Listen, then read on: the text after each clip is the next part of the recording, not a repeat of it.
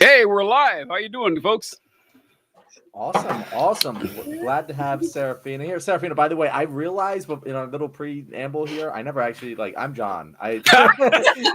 For our guest, Serafina knew TJ. I haven't met her yet, so definitely a pleasure to have you. I think me and TJ just started talking, and it just kind of exactly. started having a conversation. Hi, I'm Serafina. It's nice to meet you. It's good stuff. So it's funny because back when we were doing the show last year, Desmond,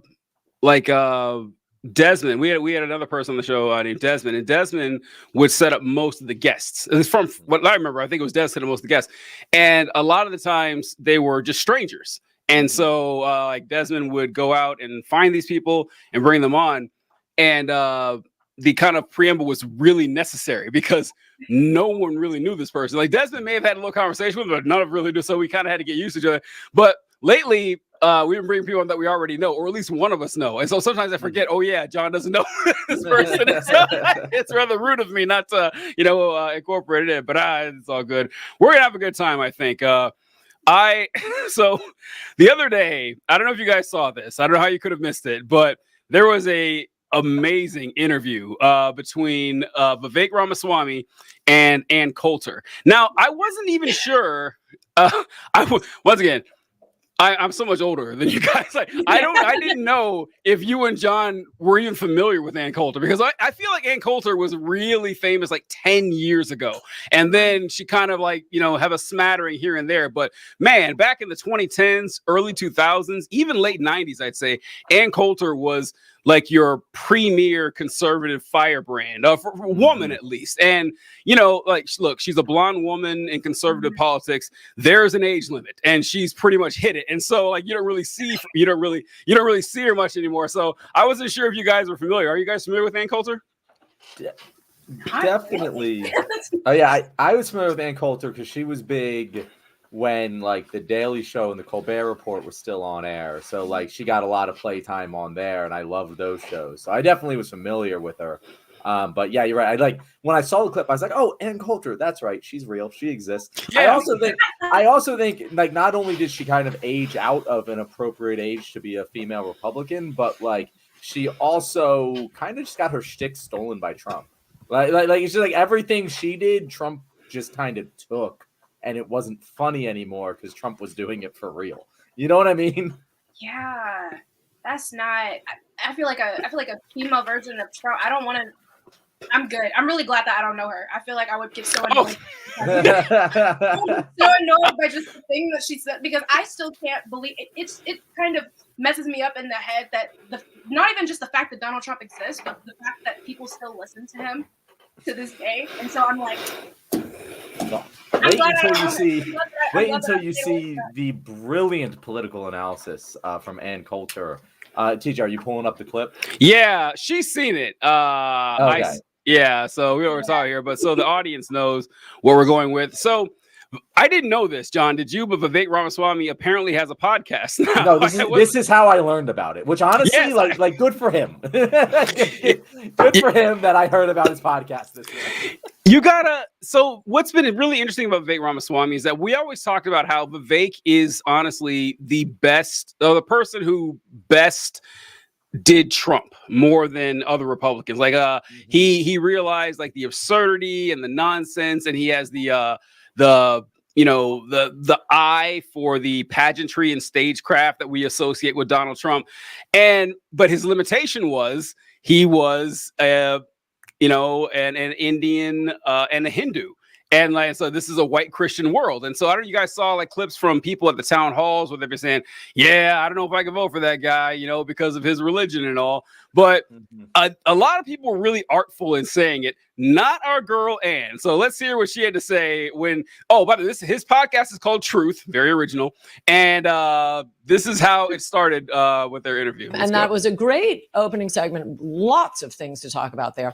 Oh, and I agreed with many, many things you said during, in fact, probably more than most other candidates when you were running for president. But I still would not have voted for you because you're an Indian. We'll get back to that. And it's directly related. She said, "We'll get back to that." Could you imagine saying that? Like, no, I don't think we will. I think we're going to just that. We're going to talk about this right now. You don't get to right just fucking now. Fortunately, though, she does kind of go on to explain why she wouldn't vote for him because he's an Indian. Related to what you were just talking about, you know, the thing about nationalism, you're totally right. It is like, to use the word nationalism. And you know, Hitler had soup. That doesn't mean we shouldn't have soup. Hitler loved dogs. That doesn't mean you shouldn't love dogs. So I think we have to move past this. If Hitler did it, it must be bad.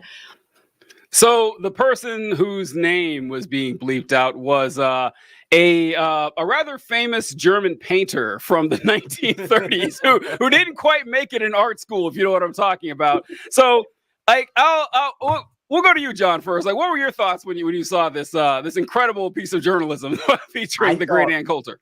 It was so just stunning to hear. Like, it was an unforced error. It's not like she was asked, "Hey, what reasons wouldn't you vote for me if you like these things?" And it just like kind of like came out as a knee-jerk reaction. It was her preamble. It was, "Oh, hi, Vivek. Thank you for having me on your show. I really like what you have to say, honestly, more than anyone else, but I won't vote for you simply because you're Indian."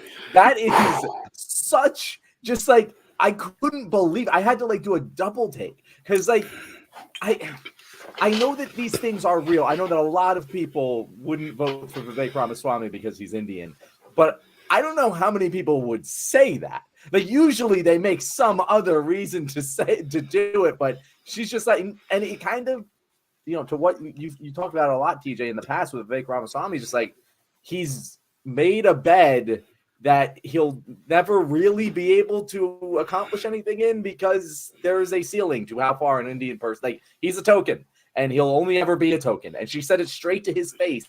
And his face is so, like, you can see that he recognizes it. You can see that face that he's making, like, oh, I can't say what I really want to say.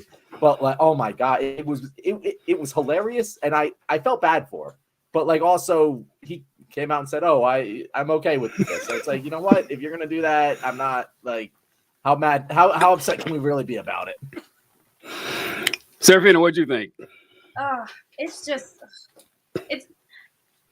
it's disappointing, but it's not surprising to me. I feel like that's good. That's good. I like that. I've seen a lot, especially lately, of people kind of saying the quiet part out loud. It's like people are getting bolder now. They're saying things that normally people would be like, oh, you can't say that. And I don't understand what's happening with it.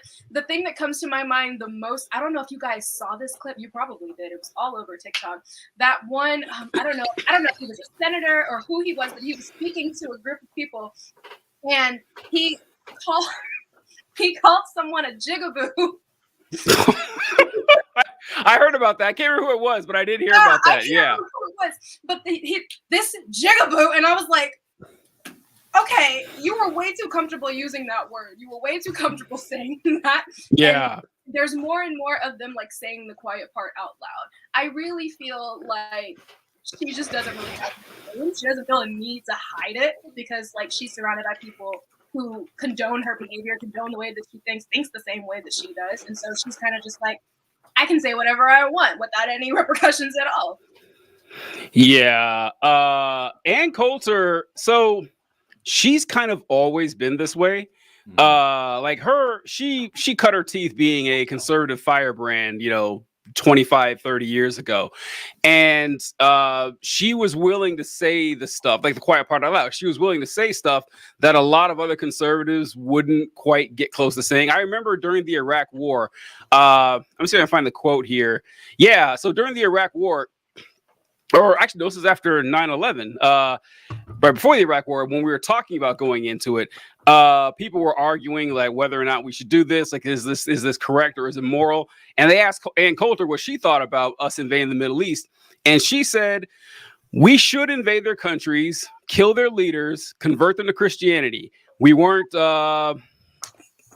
punctilious about locating and punishing only Hitler again and his top officers. We carpet bombed Germany. Yeah, she loves talking about this guy apparently. Yeah, but, really strange, isn't it? Odd. Yeah, odd her fascination. So we got Lena says it's not Christian nationalists, it's Christians, period. We're getting there. We're gonna get there. Lena, you should stick around to the end of the show because we have a whole segment. That's so funny. Oh god, we have so much to say about that, but that's a different part of the show. Thank you though for the comment, Lena. But oh yeah, Ann Coulter, she always Ann Coulter said her only regret about Oklahoma City bomber Timothy McVeigh was that he didn't go to New York Times. Yeah, see, she's always said this shit. Like, she's always been wild like this. But it's funny, John, you mentioned about her and Trump, because when Trump ran for office, she wrote a book. And I remember the book was called In Trump We Trust, because, she was a big Trump fan.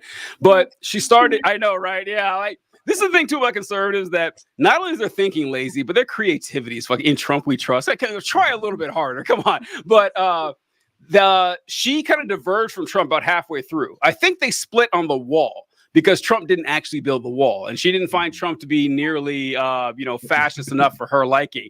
Oh, go ahead, John. Were you going to say something? Yeah, that's exactly what I was going to say. She not Hitler enough for her liking. Oh.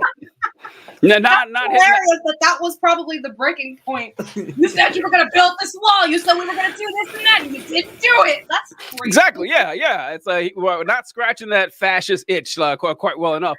But I want to talk about what John said about Vivek's face, because you did see, like, it was like what is it called, like a micro expression. Like, he was barely there for like a millisecond. You could see that it stung, and which, I mean, it's not like he hasn't heard it before. Come on, buddy, you're a brown Republican. You know that this exists, and you pander to this shit. It's also funny too. We did a whole episode of Vivek Ramaswamy, because he made this big speech about how racism doesn't really exist in America anymore. So it was really funny seeing it like done right to his face.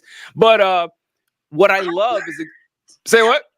I just find it so crazy whenever I see people that have, in most cases, experienced racism say that it doesn't exist. I'm like, you should not be the person saying this. Yeah, it's kind of a requirement to say it if you're a minority Republican. Like, Tim Scott says it all the time. Like, Tim Scott, the black senator from South Carolina, the only black Republican senator, he always says America is not a racist country, and the crowd erupts and just start clapping. Like, it's kind of like what he has to say. But with Vivek, John, you're absolutely right. He knew he couldn't say anything because he's built his whole brand on this. So what did he do? He sat there like a good little token and just took what he had coming to him. He just sat there.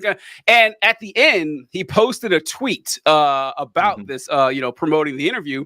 And if I can remember what it said, Ann Coulter told me straight to my face that she wouldn't vote for me because I was Indian. While I don't agree with what she said, I respect her courage to come on and say it. It's like, get the fuck out of here. Like, you know what I don't respect? Your fucking cowardice to lick her boots after Jesus Christ.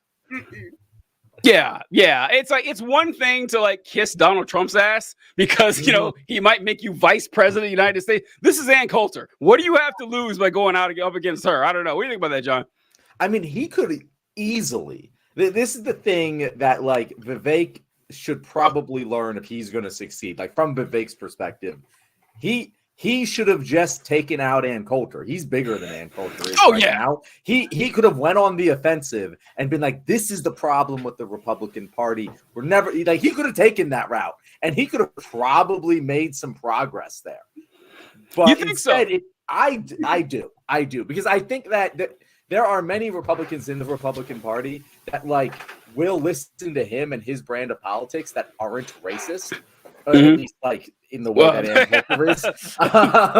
And so, like, they'd be like, yeah, you're right. We need to hide our racism. We can't be showing it on our sleeves. And like, if he were to just, like, take that and just take out Ann Coulter, just go on the offensive. No one's going to defend Ann Coulter. Like, no one's going to be pissed off that he's attacking Ann Coulter. If he did it to Trump, he couldn't do that, as you said. No. But he could have just, Republicans love the blood sport. They love the, winner takes all mentality, survival of the fittest bullshit. Like, I think he would have won that. And I think it would have been better for him than just, like, being the complacent, like, walking mat. I don't know. I feel like there's like a term for like this kind of thing that just isn't coming to mind. Like it's not Uncle Tom, but it's yeah. What's the Indian version of Uncle Tom? Yeah. I don't know. Coon, but I don't know like what the Indian version of Yeah. is. I'll have to look at that. I feel like any like clever name I come up with is just gonna make me sound racist, so I'll just back off. You know, I don't want to do that. I do want to address what Lena said.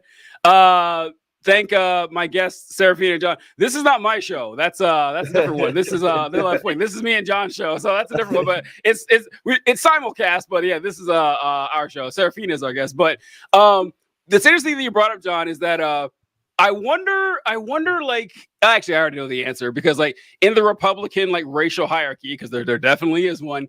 They also have a sexist hierarchy. So does like Indian man, a Trump Republican woman. I'm curious about that. Of Ann Coulter's age, yes. Oh, good point. Ann Coulter good point. was 25, he'd be in trouble. But Ann Coulter now, not so sure. Yeah. I never really knew that there was like a hierarchy when it came to the ages. That's interesting. I would automatically assume whenever it comes to like at the end of the day, someone is going to side with a man before they side with a woman, and so it would make sense that way.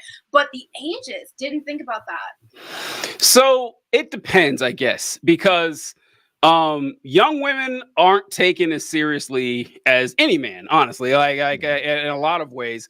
But when it comes to Republican media, having a young woman like repeat talking points that you only hear from 65-year-old men, incredibly valuable. Like it means a lot. And having any minority group does it a lot, but it's like so Fox News. Okay, we've talked about how poisonous Fox News has been. Rush Limbaugh was kind of like the progenitor of this, and it kind of led into Fox News. But let's be real here. Like one of the main reasons that Fox News is so popular, like its main demographic is like 70-year-old men, is because they have hot women who are only allowed to wear heels and dresses and shit, and solid colored dresses.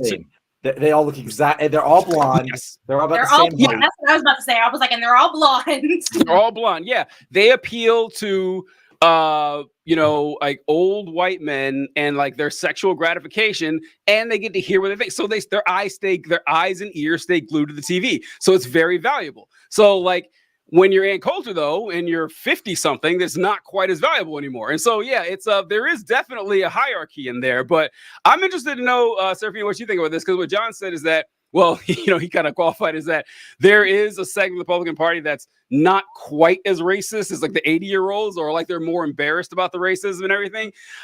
We've talked about this many times, and that I think the Republicans could win over a lot of minority votes if they dropped a lot of the racism, because a lot of minority groups are pretty damn conservative when you get down to it. Like they have a lot of conservative leanings. And so do you think that's even possible for them to exist that way?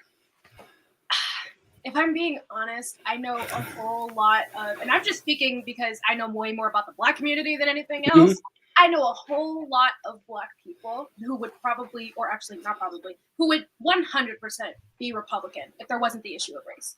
If it wasn't a racism thing, a whole lot of them were, because they all share, in most cases, they share the same values, like the Christian nationalist values. They share the whole like conservative values.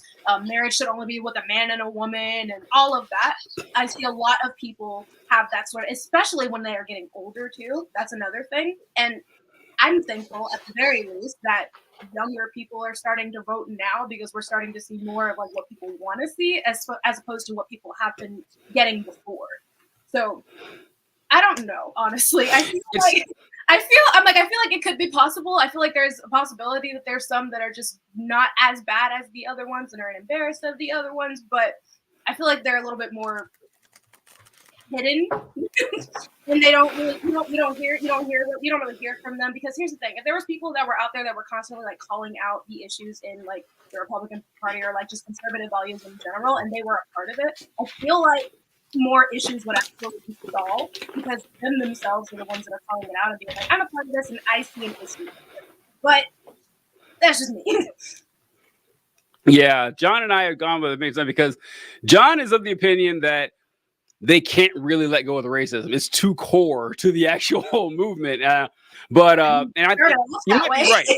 Well, you might be right. He might be right. Like he might be completely right on that, because I said the same thing you did, that I can speak to the Black community more than, other minority groups, but talk to a 60-year-old Black guy about trans issues and see how far that goes. Like on that, like it is like, it's not going to go very well.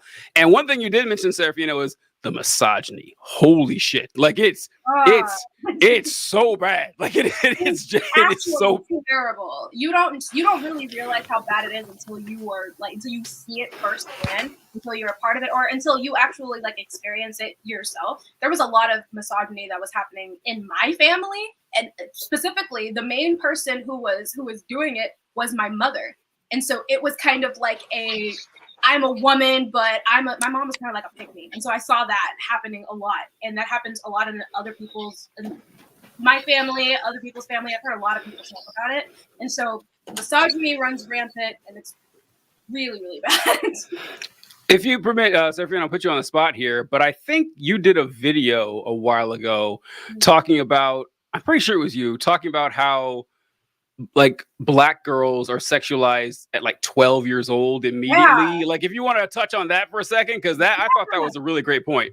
It's really interesting because I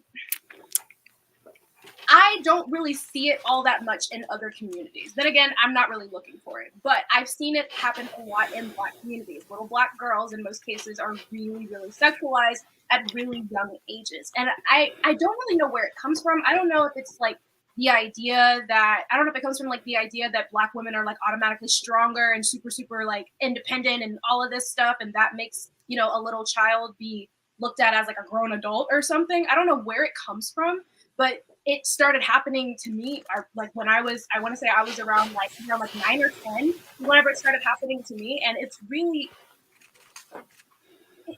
you have to experience it to fully be able to like understand like how messed up it actually is. Cause it's like, this is a child, and you're like calling her fast and all of this stuff, and saying that she's like vying for older men's attention and not looking at the older men and being like, hey, maybe don't look at that child in a sexual manner. But there's never that conversation happening in the Black community. It's always that little girl is fast and she needs to get somewhere and sit down. She's trying to be too grown and all of that.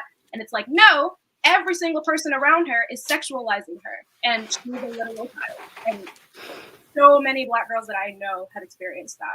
And so that's another big issue. Yeah. John, I'd like you to weigh in on this issue. What do you think?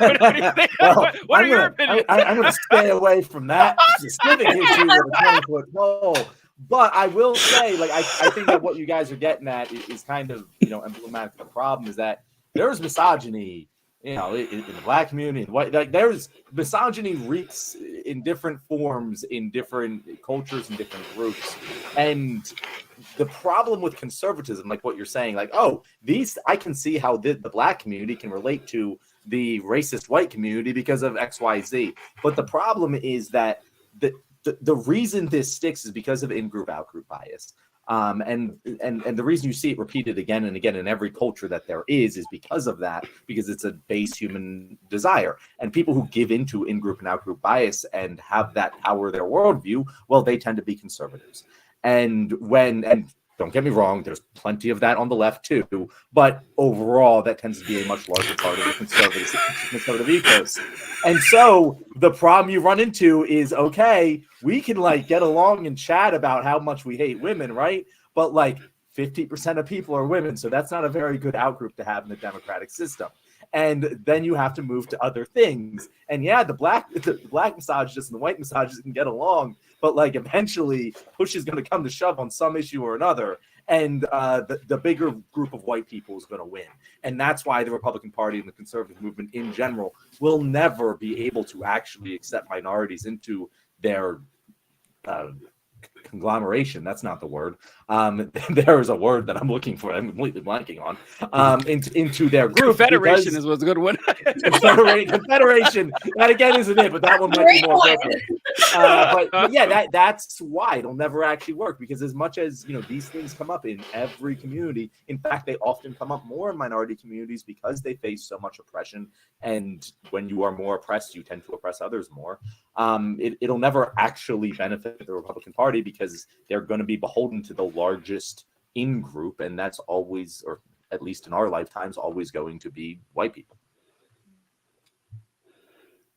All right, good. That's a good one right there. I had a few things I wanted to add that I didn't want to keep in the segment, but that's what we talked about. TJ, I love to throw you just like, here's a hot potato, John. Hey, I was thinking about it the entire time. Whenever Seraphine was talking, I was like, "Oh, I was man, too. I was like, well, gee, I hope TJ has something to say." I forgot about everything for a second. John, please tell us your thoughts on the sexualization of Black girls in our community. John, what do you have to say about this, buddy? It's like accusing someone of hitting their wife. It's like, so explain to us how you don't hit your wife. John, why don't you straighten us out? Tell us exactly what we're doing wrong, or something. So a couple of things I want to mention here is this one I'm pretty sure is ubiquitous in all communities, regardless of their background. But I remember being a kid, and every now and then, like, we go visit relatives or whatever. And so I have a younger brother and younger sister. And I remember, like, I don't know, I'd be like 13, and my brother was 10, my sister was 8. And I remember, like, my parents would say stuff like, "Oh, hey, my sister's name is Essence. It's like, hey, don't leave Essence alone with Uncle X over there. Like, don't do that." And I was like, "Oh, okay, why not?" I was like, "Yeah." They're like, "Yeah, just don't do it." And years later, I was like, "Whoa, hold on!" Like, when it finally hit me, I was like, "Yeah." And I was surprised to find out how common this shit is. And it's like, I mean, I think now, I mean, of course, this is like 30 years ago. I get it, but my parents, they did their best, but like these days, like, no, we're just not taking the kids around you anymore, but culturally, people just did like, "Oh yeah, that's Uncle Henry, you know how he is around little girls, especially ones related to him." It's like, whoa, what the fuck? We're just letting this shit happen? Yeah, sorry, go ahead. I definitely, I feel like I was born at a really interesting time, because I was born in like 99, and so it was a weird stage. It was kind of like a transitional stage. So I came in when people were still upholding old values, but trying to put them away at the same time. And so I saw both sides of it. I saw the sides of, hey, that's that one uncle over there. He's just a little handsy sometimes whenever he drinks a lot. Don't take it personally. He's not being a little. Don't take it personally. People in the family, they won't say, and the thing is that they will blame like the child more than like anything else. Like if the child is wearing shorts or something, she'll be like, well, go put on some pants or something because your uncle is coming over, and you know how he is when he gets drunk. It's like, I feel like we shouldn't be protecting the one who how he is. It's a child that's here. And so I saw a lot of that growing up. I was told on multiple occasions, like, hey, that one uncle is coming over, or hey, your cousin is coming over. You need to go put some pants on. You can't be walking around here in shorts. And I didn't understand it as a kid. And then when I grew up, I was like, wow, that's fucked up on a lot of levels, actually. And so it's something that you don't really fully get until you become an adult yourself, and then you start to see, and you're like, okay, he was just weird. There was no, oh, he just does this whenever he drinks, or he's just handsy or whatever. The uncle is weird, and the uncle shouldn't be people that I'm starting to see families that are starting to do that. I'm starting to be like, you can't come around the kids anymore because you're weird and you be touching on people, and it's freaking everybody out. But I remember, like, perfect example of this, when I first saw the movie Soul Food, which I don't know if y'all, okay, yeah. So when I first saw the movie Soul Food, and there was that one pastor who was like always kissing on folks and stuff, and I was like, oh, that's not, and they were just like, yeah, he's just touchy, that's just what he does, and it's like, not around the children, like not here. We're not doing that here, but Yeah, it is weird. John, you ever run across that in your family or anything? Or Yeah, I mean that specific version of it, no. I mean, I do have an uncle who was arrested for that kind of thing, but we shocked the family. Like we didn't see it coming. But this is even worse. Yeah. They were just leaving the kids unsupervised with Uncle Jack. Yeah, he's a good guy. He'll be all right. It wasn't like they were protecting him because no one knew. But I have had things in my family with like just non-sexual abuse, like just abusive behavior, whether it be physical or emotional or whatever. I come from an Irish Catholic family. Fill in the blanks, right? And the thing is that, and it's still like gets at me, is that my family, like, there's conservative members, but like my nuclear family is fairly liberal, and like there's a particular uncle right now who's divorcing a particular aunt or who's being divorced by a particular aunt because he's an abusive asshole, and he still gets invited to shit, and it always makes the aunt feel uncomfortable. And I'm like, why are we doing this? We know he's been abusive. We know this. We've heard it. We've seen it. We've witnessed it. Why are we inviting him? It's like, oh, because he's family. He's related. I'm like, but she is too. So like now it doesn't make any sense to me. Like you have to make someone uncomfortable. It should be the person who's being abusive. And it's a fight I have in my family right now. And it's just like I don't know if it's a generational thing. I don't know if it's a time thing. Like it confuses me. I know there's a lot of it just like, I don't want to create conflict. And that is the thing. It's like I can create conflict with a child, but I can't create conflict with a grown-ass adult. And so I'm just going to choose the path of least resistance. I think I want to give a lot of people the benefit of the doubt and assume that that's a lot of the time what is happening. But like, God damn, like just be responsible and think for 10 seconds about the consequences of those actions. Yeah, that is kind of crazy. So what that reminded me of, so we've all heard by now the man versus bear discourse or whatever, which sounds like a cool TV show or something, but no. Yeah, no, it does. When I first heard it, I thought it was like a Discovery Channel show or something. Right? It sounds cool. It's like, can a man take on a grizzly just with his wits and his bare hands? Yeah, I'd watch that show. Yeah, let's go. And so. But I saw a post about this that was just really poignant to me, and it's like, look, for any of you guys who were confused why so many women pick the bear in the scenario, it's that women aren't stupid. They know there's a possibility the bear could kill them. They get that, like they understand that part.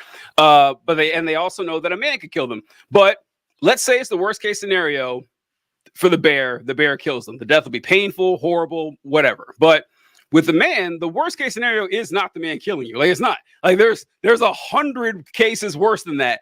And let's say you survive the bear attack. No one's going to call you a liar when you say that a bear attacked you. That's not going to happen. You're not going to have to see the bear at like your family reunions. You won't see the bear in your social group. People won't leave you and choose the bear over you. It's like when you think about that list of shit that could happen, yeah, that's why women should, because exactly what John's saying right now is that I feel like a lot of people just default to even, and in their minds, they're probably thinking, well, I'm just not going to pick a side on this. Sometimes you have to pick a fucking side. I'm sorry. Like, welcome to the adult world, and if there's a side is a side. Yes, thank you. Exactly. Yeah. There are some things where you can't just be like, oh, I'm neutral on it. Oh, I don't know. No, this is not a situation where you can be neutral, because if you're being neutral, you're picking the side of the abuser, of the person who did the wrong thing, because you're choosing not to hold them accountable for it. Yeah, absolutely. If there wasn't, if the status quo wasn't an uneven power dynamic, there wouldn't be abuse to begin with. I agree. I wrote something down about out-group and race, and I can't remember what it was, but it would have been good. Sorry, I'll see if I can jog. I said that the in-group, out-group bias, like, is one of the reasons you see it in every single community, regardless of race. But the reason conservatives and the Republican Party will never reach out to minorities is because the biggest in-group is white men, and doesn't matter what other similarities there are, you'll always have that in-group, out-group bias in an in-group, out-group bias-driven party. I don't know if that rings a bell. Yeah, I think I was gonna go with like what you mentioned about how like black misogynist and white misogynist and misogynist of any other color can kind of agree. I think I was gonna talk about hoteps for a second, because those hoteps are just, they're just white supremacists who happen to be black. That, when it comes down to it, like they believe the same fucking shit. It's pretty amazing. And one thing I wanted to mention that you brought up, Serafina, is how girls, and black girls in particular, are sexualized at a very young age. And you said you weren't sure where that stems from, because like, oh, you're black, so you're older and you have to be smart. And a lot of this. So there's this.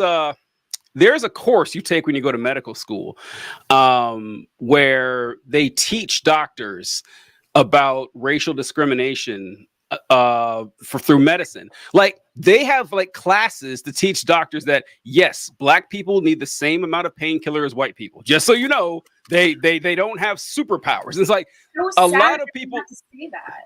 So yeah, it is, and it just goes. So if you go in the past, like in the 1800s, whatever, doctors would perform surgeries on black people. And it's like, oh yeah, well, they just don't feel, they're like fish, they don't feel pain the same way that white people do. So they don't need as much anesthetic, or they don't need any at all. And we'll just like do tests and everything on them. And this is bled throughout society and everything. And it's seen both ways with men and women, with boys and girls, for the black community, is that like Tamir Rice is 12 and the cops shoot him in 5 seconds. Like, we got a full grown man here. We got to take him out. And so I can easily see how that transfers to black girls as well. It's like, oh yeah, I mean, this is these people are like animals, after a couple of years, they're ready to mate and shit like that. And so I can definitely see how that happens. So, I mean, I don't know if you agree on that as well, Sophia, but that was the first thing I thought of.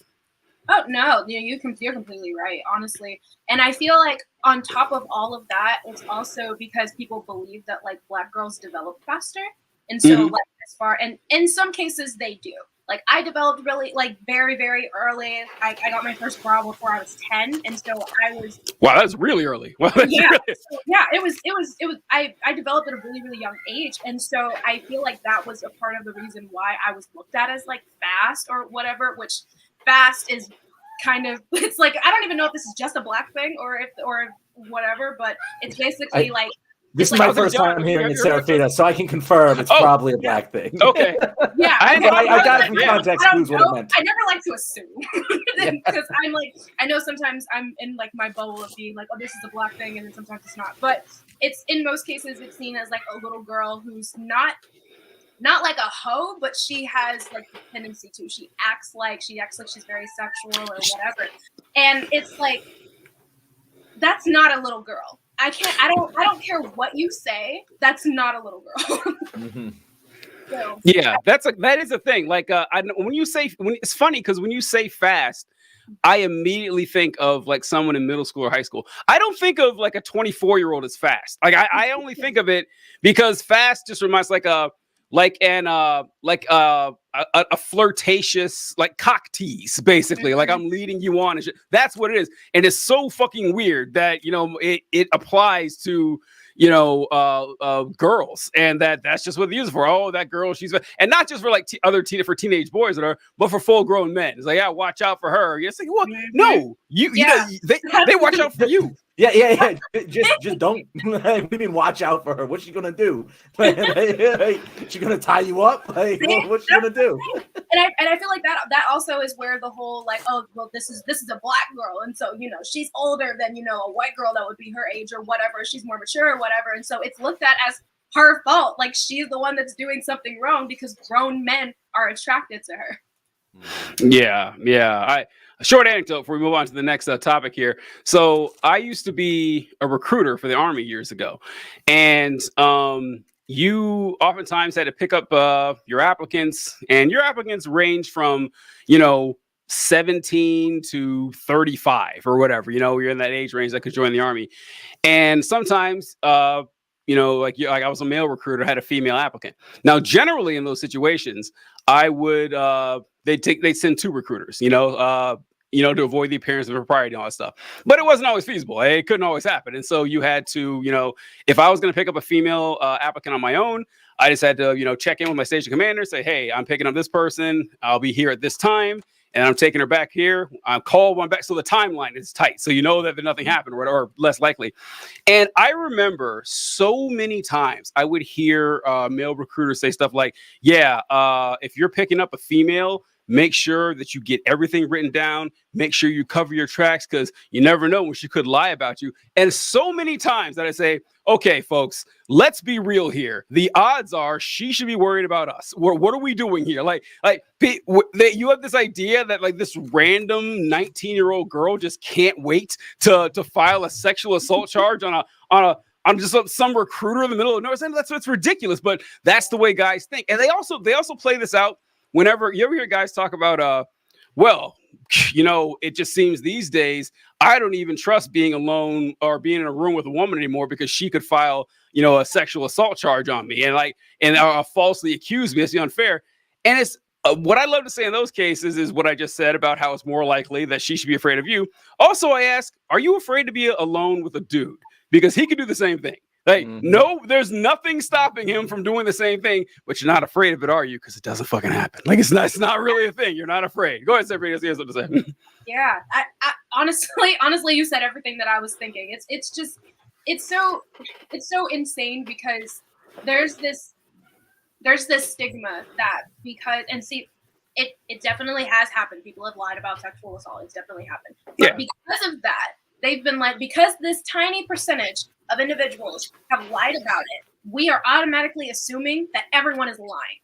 And so it always becomes, that's the main reason why it's so difficult for women who experience sexual assault. Most of us don't say anything, don't report it, don't even bother, because it's they're not going to believe me. They're not going to believe anything unless I have a video of it happening and 15 witnesses, then maybe he'll get 6 months probation. Aside from that, there's not really much that happens. And so it's really, really sad to hear that my suspicions that people are always thinking that, oh, don't be alone with a girl because she's going to lie about this, that, and the third. It makes me sad that my suspicions were actually correct. It plays in the notion that men are not responsible for their actions, that it's on women to mitigate men's violent lust through modesty and chastity. It's fundamental to conservative. Yeah, that's true. That's very true. I agree. Lena, I really hope that you have time to stick around for this whole show. I know, right? You're just gonna love our last segment. Okay, I know I said that's the last thing I bring up for you next. It's already been 40 minutes. Holy shit. This has been a blast. I'm sorry. But I have one more thing that I have to bring up. I just have to because I can't think of another time where I'll be able to. But when we talked about sexual assault, so I remember when my first year in the Army, I remember we had our battalion made everyone go watch this movie. They brought buses out and they had rented out a movie theater. And we all would cycle through and watch this movie. And the movie was called The Invisible War. And the whole movie was about sexual assaults in the military and how it was a huge problem. And so they made everybody watch it. And I don't know if it's still this way because this was kind of a contentious issue back then. But obviously there's going to be, sexual assault problems in the military. It's not new. It happens all the time. But the real problem is that when you report a sexual assault, you have two types, a restricted and unrestricted. And unrestricted is just an open investigation. Restricted is, hey, I don't want the police involved. I don't want to be talking for witnesses. I'm just going to tell you what happened in case something happens again with this person. There's a record of this. And so if you do an unrestricted report and the cops come in, they investigate and everything, and they present their findings, the cops aren't the ones who decide if it's going to go through to a court martial or whatever. Your commander is the one who decides. And so who is not an investigator at all. He's just your boss. But a military commander is like a king. They have control over pretty much everything. So if your commander likes you and you're accused of sexual assault, ain't nothing happening to you. Nothing's happening at all. And one of the things I remember the most from this movie was them talking about the men who had been sexually assaulted, because the reports for women are already low for the reasons Serafina mentioned, that, it's embarrassing. People won't believe you, your fear of retaliation, whatever. And all of that is true as well for male victims of sexual assault, with the added part that even if people believe you, they're just going to fucking laugh at you. They think it's funny. They think it's hilarious. And so you have these things, it's called, it's either all CQ or staff duty, where you have someone has to be in these buildings at all times. There's all these military buildings, and so your office buildings, there needs to be someone in there 24/7 in case there's an emergency. You got to call an ambulance. Someone can do that and shit. So it'll be 2 people, and they will work together from like 9 a.m. to 9 a.m. 24-hour shift. So after 7, 8, 9 o'clock. There's at night nobody there but you two, and so you got this guy's working there, and he's there with his sergeant or whatever, and his sergeant rapes him, and he didn't tell anybody, doesn't tell a soul, and he takes it with him the entire time he's in the military, and the sergeant knows this. Yeah, he knows. Oh, you're not gonna tell anyone. No one's gonna believe you, and he keeps getting on these shifts and raping people, male or female. And no one says a word about it. And so, yeah, like it is a huge problem that people don't talk about. But the male victim sexual assaults are something that people talk about even less, because I mean, how often do we hear prison rape jokes? Oh, don't drop the soap because the result is hilarious, right? And it's like, yeah, people just don't take that shit seriously at all.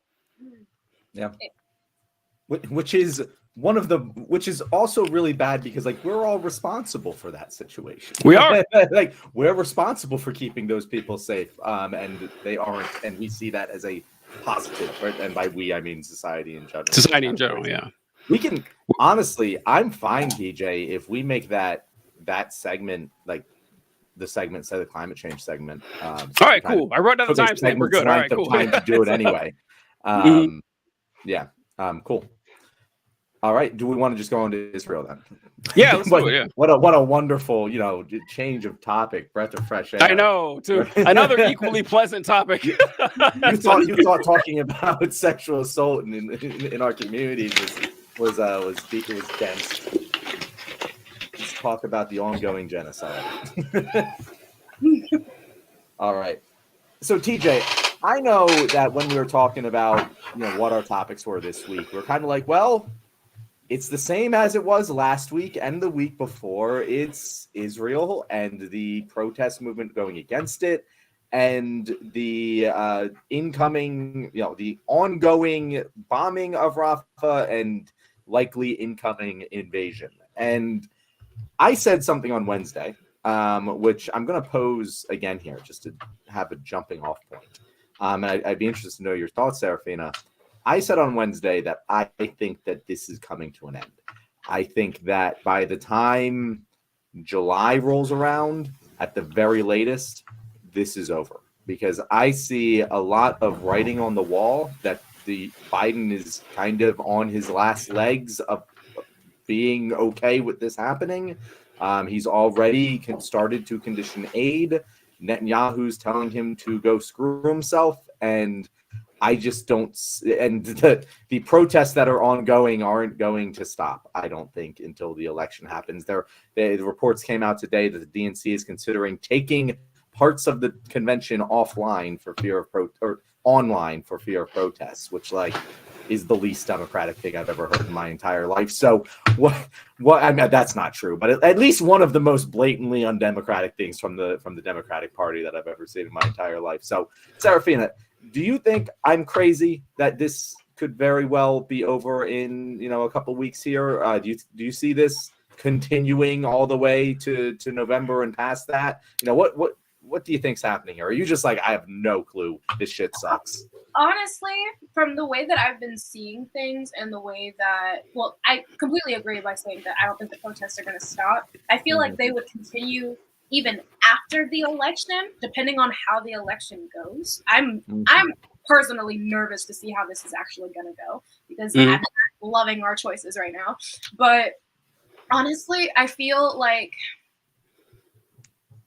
they're getting to the point to where more and more people, because of the fact that this has been going on for so long, and because of the fact that we have things like TikTok, for one, that is documenting things that are happening right as they are happening, and so many people are know about it, so many people care, and so many people are like, yeah, no, we're not about to just sit back and let this happen. I feel like because of that, and more people are standing up, more people are saying this is enough, I feel like at some point it is going to come to an end. At some point they're going to be literally back against the wall, can't go any further, can't do anything, because every single person is starting to see how wrong this actually is. Because when it first started, there was so much, oh, I don't know about this. I can't take a side because I don't know all the details and we don't know about this. And like, speaking for myself, before October 7th, I had no idea that any of this was happening. No clue what was going on the other side of the world. Once that happened, that's whenever I was able to actually see this has been happening for decades, if not centuries. This has been happening. And so I feel like the more that people know about it, the more that people are speaking up about it, the more they're not letting these politicians in the slightest get any sort of peace, any sort of rest, anything of it. They're getting to the point now, and I feel like I might be wrong here, but I feel like that's part of the reason why Biden is getting to the point to where he's like, okay, this is starting to get to be too much because of the pressure, because of how many people are like, we're not going to vote for you. And he wants to get reelected more than anything else. And I feel like he's getting to the point to where he's like, this is starting to get to be a lot for me and for my future. And so he's seeing the error in his ways. So I do feel like we are getting closer and closer to an end. The thing that I worry about is if that end is going to end in a ceasefire or if it's going to end in the complete elimination of the Palestinian people. And that's what I worry about. Yeah, I second pretty much all of that. When this first broke out, I said that Biden's response to this would be pretty harmful to him if this thing dragged out into the summer. And it's getting close to summer, and so Yeah. Biden, it's getting too nice out for exactly. protest. Yeah, Like, it's real good protesting weather. Great protest weather, exactly. Oh, yeah. And I think Biden kind of thought that, oh, this will kind of die down, or they'll find some sort of resolution.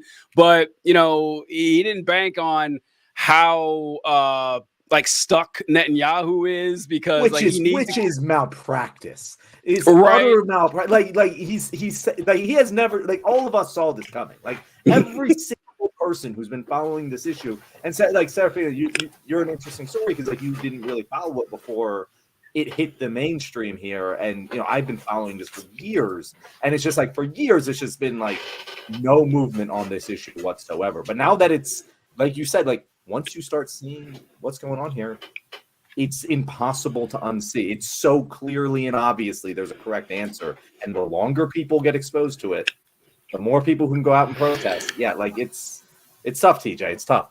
Yeah, it is. And it's like, Serafina is a fantastic example of this, because if we had asked you what your thoughts were on Israel-Palestine like 2 years ago, I'm going to guess your answer would be somewhere between neutral to, well, Israel has a right to defend itself, because that's what most people thought, honestly. More than likely, yeah. If I didn't know anything about it, I would have been like, well, they got attacked, and so now they're all of this, and that probably would have been my mindset, because I had no idea about any of it. I saw a lot of people when it first happened. A lot of people were coming out and being like, well, I stand with Israel. I stand with this. They have a right to do this and that.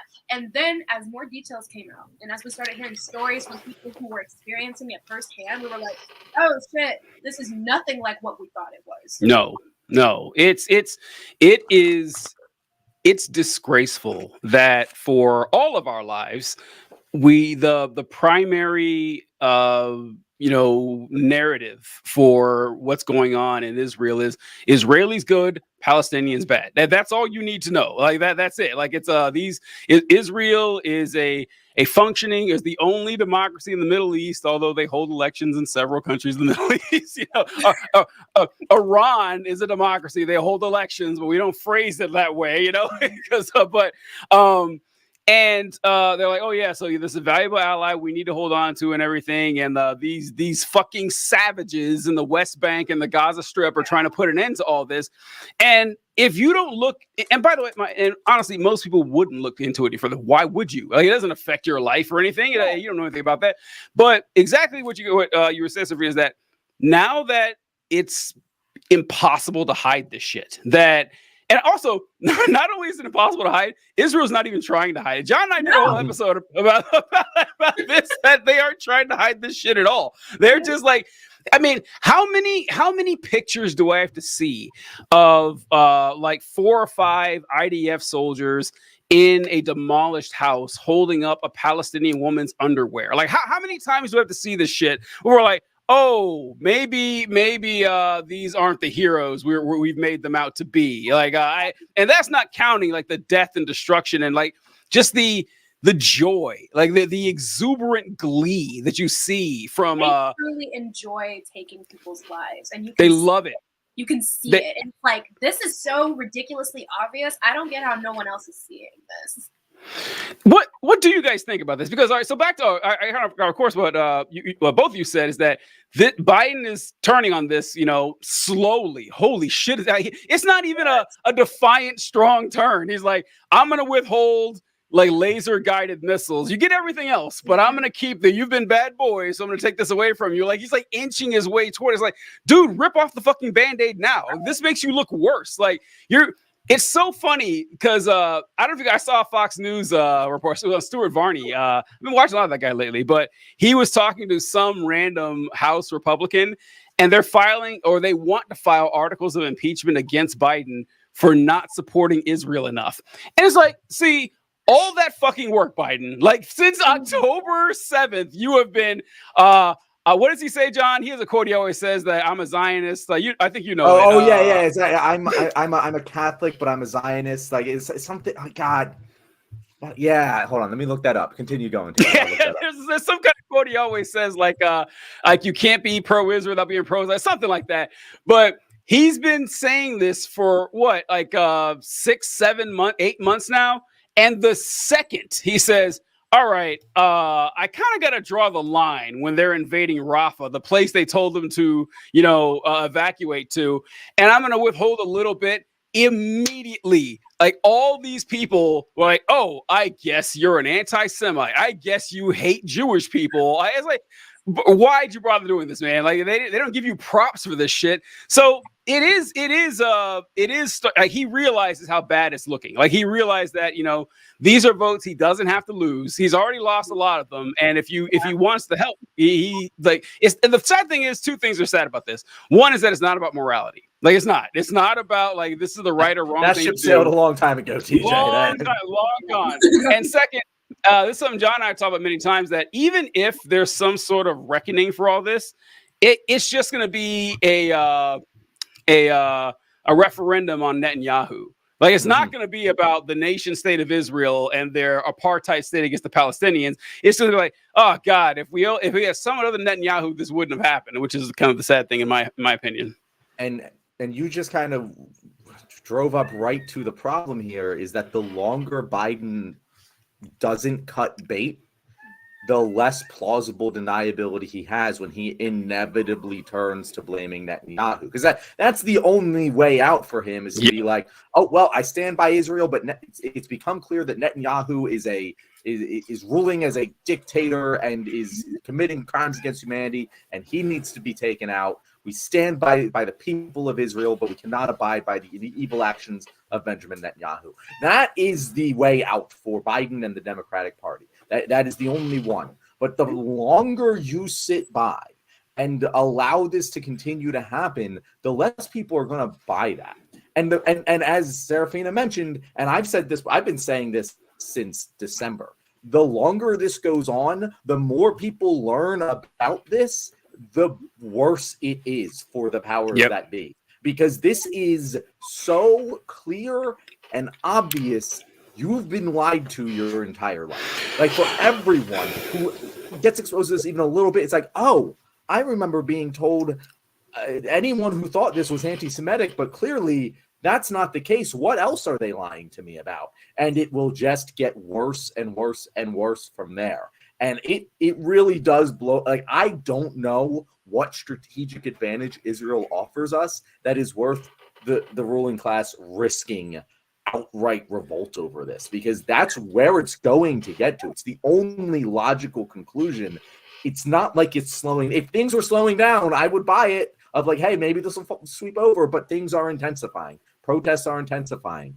They're getting more targeted. It's going to get really bad for him every day that he doesn't cut bait with Benjamin Netanyahu. He's not going to like go full on anti-Israel, nor do I expect him to, but like he needs to cut bait. Like he needs to start just saying Netanyahu's a bad guy and we need to take him out. Like he needs to drone strike Netanyahu like tomorrow.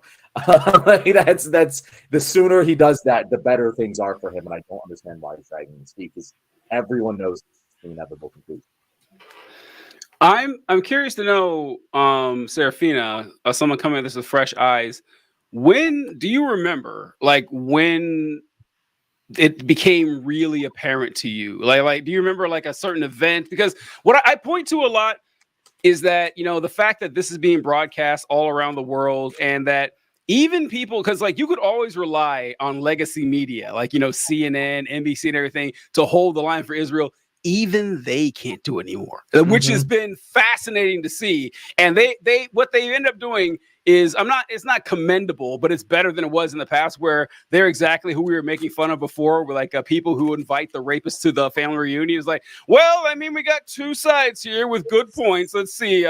We have the massacre, the Muslims side, and then we have we want our freedom side. I don't know which one. Let's duke it out in a free exchange of ideas. And there was a great clip from John. I don't know if we talked about this. This was a Piers Morgan clip. Did we talk about that? Where he was. I feel like we must have on Wednesday because I don't know if I just talked about this so much with people because it's so funny. But that was. I mean, it was really good journalism. It was, and I don't say that about Piers Morgan, right? Ever. I never would have mentioned that. First time for everything. What we're talking about? Let me see. Let me see if I can find it. But by the way, while I do so, TJ, the quote from Biden. Was I'm a Zionist because as long as there is no Israel, no Jew in the world will be safe, which is just the weirdest thing for the president of the country with the largest Jewish population to say. Yeah. So God, that is I forgot that was how it ended, because there's no more dangerous place for a Jewish person than Israel. Like, please tell me about a more dangerous place for Jews there. But yeah, so Serafin, do you remember like when any events or something you saw that I know I'm putting you on the spot here, but that may have started to turn the tide for you? Man, I really think as the days went on, because I remember when I very, very first saw like everything that was happening. Like I said, I was kind of like, I don't know what this is. I don't know what's going on. I see people that are like talking about it, but I don't know anything about it. And so I think it was whenever I really started to see, not only was I starting to see the lives that it was starting to affect, and on top of that, I thought about, now this is from a really, really, well, not really, really old, but this is from an old-ish Cat Williams show where he was doing a comedic show, and so he was on stage and he was talking about Iraq, and he was like, show me what the Iraqi uniform looks like, don't worry, I'll wait. And I laughed at it at the moment because I was like that's hilarious, because it's true. They're not fighting soldiers, they're literally killing civilians. And when I first started seeing the videos of people whose houses were getting demolished, they were picking up their baby's like arm or something, like from rubble and something, and I'm like, it made me realize, I'm like, he was way more right than I ever realized whenever I first saw it. I'm like, this is a situation where it's not even like, I don't even like really calling it I don't really like I don't like it either. Yeah, people call it a war, and they're like, no, it's not even a war. I'm like, these are people that are just trying to live their lives, just living in their houses, and there's bombs being dropped on them. And the thing that really, really started to get me, the thing that started making me realize who was the actual victim and who was the actual person who was doing the harm, was whenever I started seeing them dropping those leaflets onto them saying, hey, we're about to bomb this place, you should move to this place over here where you'll be safe, because we're not going to attack there. And then those people would move there, and then they would get bombed there. And it just kept happening over and over and over again. And when I started to see the pattern of it, and I'm like, they're just pushing these people closer and closer to the Egyptian border. They're trying to get them out of here. And I was like, okay, so now I'm like, I can't act like I don't know this is happening. I can't act like, oh, I don't know enough or anything. And so once I started to see that, and I was like, this is happening in real time. They're trying to eliminate these people altogether and take their land. And I'm like, I couldn't avoid it at that point. I was like, I can clearly see what's happening here. And then from there, it just started to get worse and worse and worse. And I was like, yeah, every day that I see somebody say something about how their house was destroyed, how these soldiers came in and killed their entire family. I saw one story of this woman who instead of the soldiers shooting her, they threw her from a 5th-story window. And I was like, okay, so they just want to kill people. This has nothing to do with anything other than they want to wipe this population out. And so I want to say that was around when I started to really be like, yeah, I can see what's happening here. Yeah, some dark shit. It does, like, just what you said. It's not very hard to see that. It's not. It's very obvious from every. You go, hey, this is where everyone was living. This is where they started bombing. This is where they told them to go. Then they can. Oh wait, they pushed them all the way down here. Oh wait, they're gonna bomb that. That's the place they want to. Where are they gonna go? Where are they gonna go, guys? You have any plan for where they're gonna go? No, you don't. They're just gonna die. Okay, I guess that's self-defense. Like it really blows my mind how anyone can see that and not arrive at the exact same conclusion you did. And that's what's so insulting about when people like Hillary Clinton go on the news, go on the press and go, oh, these students don't know the history or the context they're talking about. So first of all, A, Hillary Clinton, you're the one who signed No Child Left Behind, so that's your fucking fault. And Please, let's talk about it. B, there's no context. There's no historical context that would justify what we are seeing with our own eyes right now. Literally none. There's zero things that we could have learned in a history class that would have made it okay to ethnically cleanse this population. Because people are like, oh, is it a genocide? I don't know if it's a genocide. It's very well the start of one. That's for fucking sure. But I know with absolute certainty that what we are currently experiencing is the definition of ethnic cleansing. And so, that's what I use usually, because that has just as much of an impact as genocide. Yes, a little more is way more defensible. But the claim that it is ethnic cleansing is way more defensible. But I'm glad to hear that that's what you went through there, Seraphine, and that's why young people are so much more adamantly opposed to what is going on, because we and people younger than me as well don't have that historical context that was taught in Hillary Clinton's fucking history class. That is a lie. That is propaganda. There is no context that could possibly justify this. It's clear as day to everyone who can see it without the propaganda, and everyone who still has the propaganda clouding them just are lying to themselves at this point. They're seeing things with their eyes and denying that they exist. Absolutely. That's the most frustrating part about this to me is what we talked about. We've mentioned several times is I don't want to take a side, people. You've had plenty of time to take a side. I am like keeping a mental log of everyone I know who either hasn't said anything or has supported Israel. Now, thankfully, the list is a lot bigger for the people who haven't said anything, which would not have been the case 10 years ago. 10 years ago, everyone would have had the Israeli flag and stuff on their profile pic and everything. So the fact that people who are supporting the actions of the state of Israel is shrinking is great news. And it's fantastic news. And I do it because, my God, man, they're running out of ways to defend it. And also, did you find the clip, John? Oh, I can tell everyone. Oh yeah. The Piers Morgan clip. Yeah, I'll share my screen here. Go. So this is Piers Morgan. Yeah. Oh, go ahead. Sorry. Yeah, you got it, because I can't multitask. Oh, he's interviewing a spokesman for the Israeli government, and the point of the interview is he's going to ask him hey, how many civilians versus terrorists have you killed? And so let's see this guy says. What we have to do to go after Hamas, to avoid civilian casualties, something that we have successfully done. Out of that Hamas number that you just gave, more than 14,000 are terrorists that we took out. There's more than 25,000 Hamas and Islamic Jihad terrorists. How many civilians do you believe you've killed? We don't have exact figures, as you know, it's the fog of war. But you've got exact numbers for Hamas terrorists you've killed. Why wouldn't you know how many civilians you've killed? Because obviously our focus is to go after the Hamas terrorists. And hang on, that does imply that you're putting a bigger premium on killing Hamas terrorists in terms of numbers and accountability than you are innocent civilians. That can't be right, surely. If you know exactly how many Hamas terrorists you've killed, you must know how many civilians you've killed. Otherwise, you're prioritizing the lives of terrorists over innocent people. Piers, with respect, don't put words into my mouth, please. I didn't say exactly 14,000. I said around 14,000. Whereas Hamas will come out with precise numbers that Well, statisticians give me a will look at. ballpark number These for are impossible. civilians. Well, you can use the ballpark as far as the Hamas figures, which I reject as being false. Well, if they're false, why would you give me those? I gave you the numbers that I had. No, you told me And you know how many Hamas terrorists you've killed, but you don't seem to have any idea how many civilians you've killed. I'm just bemused. Why wouldn't you keep count of both? I don't have that information to give you, Piers. If I did, I would. You've literally no idea how many civilians you've been killing.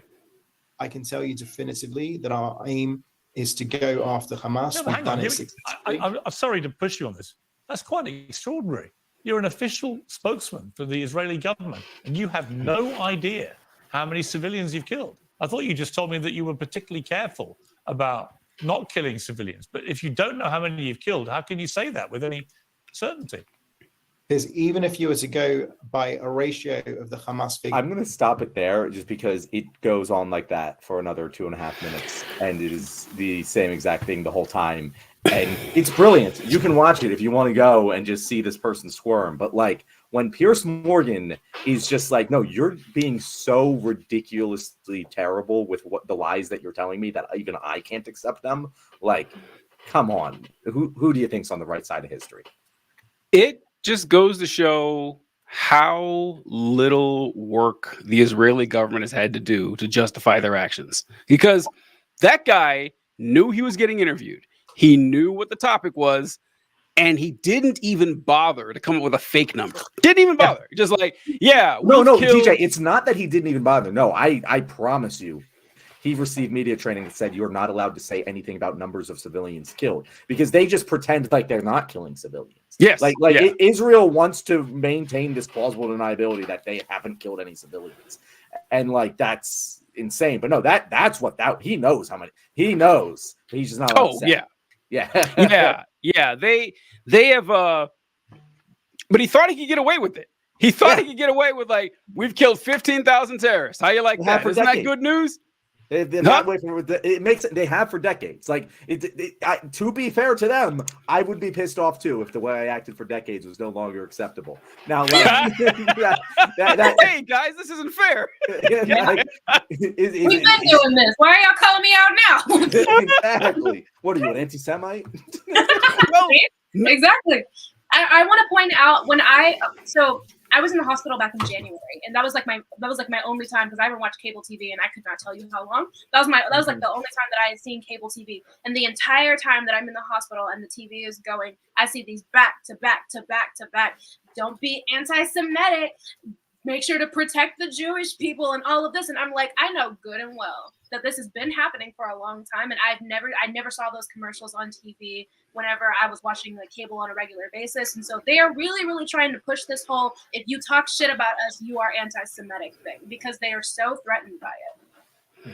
Which does call, like, I was raised Irish Catholic, but like half my family's Jewish. Like I'm ethnically Jewish. I have ties to the Jewish community, and it really sucks that like any real instance of anti-Semitism now, just like I can't even take it seriously because the people calling out anti-Semitism, it's just boy who cried wolf.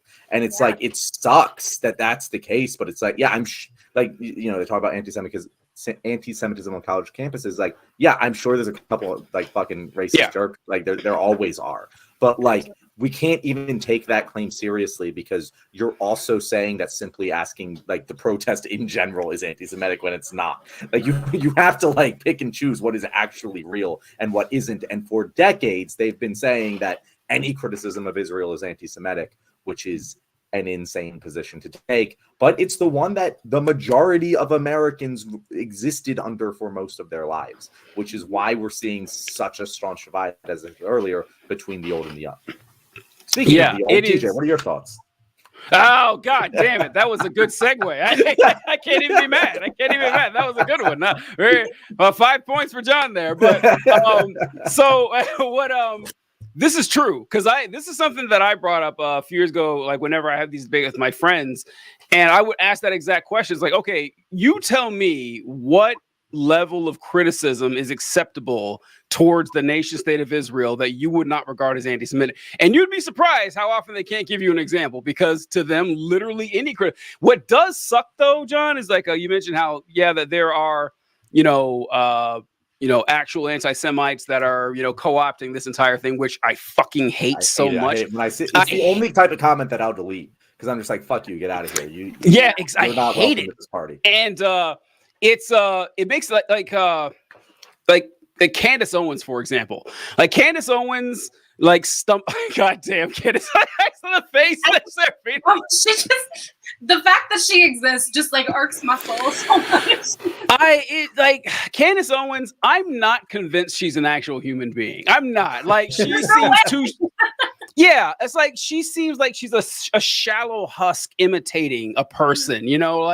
Like she's like a failed Terminator or something. Like she wasn't combat ready, so they just sent her to spread misinformation when they sent her back here. But I like this movie concept actually of Candace Owens, a failed Terminator, like trying to destroy the world through right-wing propaganda. Any other Daily Wire Plus content. Exactly. Yeah. So one thing I wanted to show, we were talking about this is actually from a long time ago. What year was this? Oh shit. I don't see the year on this. I think this is like 2013. Oh, this article is 18 years old. Never mind. That's 2006. Okay, so I'm going to share an article I remember reading about an Israeli soldier who shot a 13-year-old Palestinian girl, and as they do. And so let me see. I'm not even gonna see you guys. I'm gonna have to read it to see it, or read it to believe it. Oh shit, not video file. Okay. This is excellent TV, by the way. Thank you to all of our viewers who are patiently waiting along. This is a great moment to remind you that if you like our content, definitely make sure to tell YouTube that you like our content by hitting that like button and subscribing, and that'll make sure that our videos get shown to more and more people. Maybe it's just one person out there that we're right about this. We'll see. And we're having fun along the way. But so, not guilty, the Israeli captain who emptied his rifle into a Palestinian schoolgirl. An Israeli army officer who fired the entire magazine of his automatic rifle into a 13-year-old Palestinian girl, and then said he would have done the same even if she had been 3 years old, was acquitted on all charges by a military court yesterday.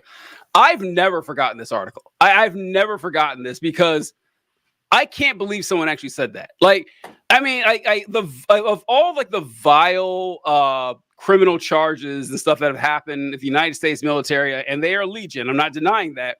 I've never heard anybody say that. Like, I've heard Chris Kyle say stuff like he was shooting every male above the age of 15. He didn't care if they're terrorists or not. I mean, I've seen people advocating for just bombing cities and shit. But for someone who emptied his magazine on a 13-year-old girl, you already don't think it could get any worse. And they talk to him and he says, I'd have done it if she was 3. That's the hatred. About as bad as you can possibly get. I can't really imagine anything worse, more damning of a comment a person can make. Just straight up genocidal, the most racist fucking thing. There were slave owners who would have thought that would have been exactly a racist thing to say, that's just a completely different level of evil. Really? Yeah. I mean that's almost 20 years ago. I've never forgotten that. It just stuck with me. It's that's what's going on. Which is why. So John, when you mentioned the genocide thing, my blood fucking boils whenever you're a genocide. Last I checked, Palestinians are still alive. Doesn't sound like a genocide to me. It's what is wrong with? So I do the same thing. I go with ethnic cleansing route because it's a lot harder to argue against that, And plus, you're telling me that it's not a genocide until they're all dead. Well, yeah. It's at what point? I always ask this. I'm so the first train that was sent to the concentration camps, were they not victims of a genocide? Nope, still, right? Still millions more. Nope, that doesn't count. That doesn't count at all. Yeah, it's like this word parsing they do to try to defend this, because like I said, it's just harder and harder to defend the more you see. And then the Rafa thing. We haven't even really focused a lot about the Rafa thing. That like Serafina, you were talking about how they dropped leaflets telling people to move. My favorite part. So we had a really, really good time. Guys, the heart. It's kind of a dark subject, but I mean, talking about the early propaganda on this, because they were finding, oh, we found this terrorist dead body where he had this crisp, perfectly preserved book on how to build bombs and shit, written in there. And they English pretend for some reason. in English. That's where I was going to go with a lot of those leaflets. The leaflets were in English, a lot of them. Like a lot of, it's like, why would you draw? Because they're doing it for PR for, the United States and the Western world and everything.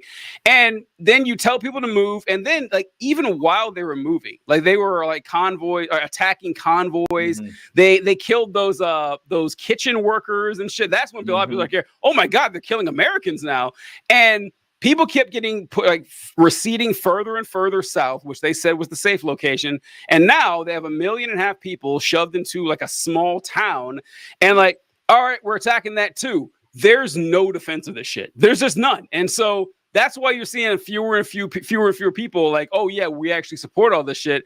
And it's just, I don't know. I'm gonna keep my eye out on people. Like I've been like doing a mental check. I was like, I haven't heard a word from this person. And what you guys mentioned, the age gap is very, very noticeable. Like anyone south of 30, they're pro-Palestine, like Kafaya all the way, watermelon. But you start getting over like 35 and stuff, it gets kind of antsy. People are like, I don't know. Like, and I honestly don't get it.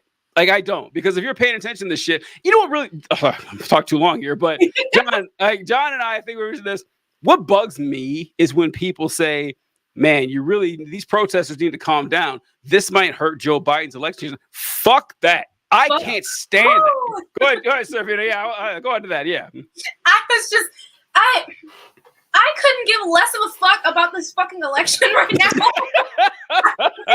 Listen. People are dying every day. As we're talking, people are dying. And I'm like, this is way bigger than an election. This is bigger than Joe Biden. This is bigger than so much. This has been happening for so long. And I feel like the main reason why people are so, if this wasn't happening during an election year, I feel like people wouldn't be like, oh, this is going to hurt the election. This is going to be, and so honestly, I feel like people need to get their priorities in order. And honestly, I can attest to whenever it's the older generation, they kind of are not caring as much, because one of the nurses that I saw like regularly when I was in the hospital, she would come in, and she was an older Black lady. She was maybe in like her 60s. She would come in every single morning with a fresh Starbucks cup and waving it around, so happy to have it and all of that. And in my mind, I'm just like, oh, I can see you. I can see where you stand. That's really petty too. I wouldn't even know. I'm just like, really? So at this point in time, there's no way to ignore it. There's no way for you to just act like, oh, I didn't know or whatever. I'm like, you are willingly choosing to ignore the things that are happening. You are willingly choosing to shut your eyes off and be like, oh, well, I don't see it. I don't know. It's none of my business. I can just act like it's not happening. And that's happening a lot more with the older generation than the younger generation. And I feel like that has a lot to do with social media, because of the fact that it's being shown a lot to social media. And I don't know not one young person that is not on social media. They can see it. Mm-hmm. See it every day. They see it happening, and the older generation is more prone to watch the news, more prone to watch Fox News or CNN or something like that. They're going to see it from that perspective. And so I feel like it's really interesting that there's one thing that's being like perpetrated like in the news, and that's what they're reporting. Because when I was watching the news as well, it was just yep, the war on Hamas, and we're trying to get rid of Hamas, and I'm like, you're not showing the dead babies in the street. We're not going to show that part. We're just going to act like that part's not happening. And so there's definitely a split between the young generation and the older generation, and them like choosing which side they want to pick, you know? It's funny because we were just talking about how we've seen in our own families and our own communities examples of when that uncle's inappropriate with some of the younger girls in the family, or when he's being abusive in any sort of way, and then the kids get blamed. It's like, oh no, don't provoke your uncle. That would be bad. Whatever. That's the same fucking shit. It's the same fucking shit with Joe Biden. It's like, oh, don't protest Joe Biden. It might hurt his election chances. No, maybe he shouldn't fucking kill people. Like maybe he shouldn't do the bad thing. It's the same exact thought process and mindset, just copy and pasted from interpersonal abuse to fucking genocide. And it is so ingrained in so many parts of American society, and just the way that a lot of people think that we should operate. And it needs to get a sledgehammer to the face, because it just needs to be eradicated. This idea that the people speaking, telling the abuser to stop, are the problem. And instead of the abuser themselves, it all the way up and down, you will see this on every issue that there is. I agree. That's a good one. That's a good one. When it comes to the old people and supporting Israel and everything, I feel like a bit of a day walker here. That I kind of like I'm with I'm of the olds, but I'm not with them. And it's like, and I see it so much, and it's just in part way I do get it. Like we mentioned. I think we mentioned Mark Hamill one episode when like how devastated I was to see that Mark Hamill, like, bro, you're Luke fucking Skywalker. How do you not see them? If anybody should get this, it should be you, my man. But he's 70 something years old, and like he's had twice as much of that indoctrination as I've had even. And so like I kind of get where it fall apart. We missed some comments here. Let's see. Read the comments, TJ. My dog is like wanting to kill me because I won't take her out. So I'll be right back. You got your own personal Wolfie this time. Yeah. Republicans are terrorists. Yeah, we're gonna go into this a little bit more specifically with the Christian side of the Republic. But Noam Chomsky once said that conservative Republicans are the greatest threats to the existence of humanity on planet Earth. Like, it is not even close. Like, they are, as just climate change alone. Like, just the fact that they don't give a flying fuck about climate change, and we will talk about it a little bit later. Pierce reminds me of that South Park episode where Mackie hires this lady and then immediately starts blaming her for the telling. I haven't seen that. I haven't watched South Park in a very long time. That show's like 20 years old. It's kind of crazy, but I haven't seen that episode. Which is wild, because the accusation of anti-Semitism is, the existence, honestly, of the state of Israel was a kind of an anti-Semitic thing in a weird way, because I do understand that if it's 1945 and you just saw the mass slaughter of Jewish people in Europe, you're like, okay, we need to do something about this. I get that. And the Zionist project had dated back to like the 1880s or something like that. And what's really interesting is like where they thought of for this creating a Jewish homeland, because Israel wasn't the only choice. They thought of like Argentina. They thought of Kenya. They had like all these other places, and before they settled on Israel. But I can't remember who said this. Fuck, I want to give them credit, but it was so good. They said, listen, if they wanted to create a homeland for Jewish people, why didn't they just give them Germany? Right? I mean, like that seems they were right. It sounds like fair trade. Like exactly. I think you owe it to them. I mean, I would. Yeah, that seems like a small price to pay for what you got. You guys don't get to be a country anymore. This is your second goddamn world war. Okay, you lose the privileges of being your own nation due to the fact you keep fighting the world. So yeah, and the Jewish people were already there. They're already in Europe.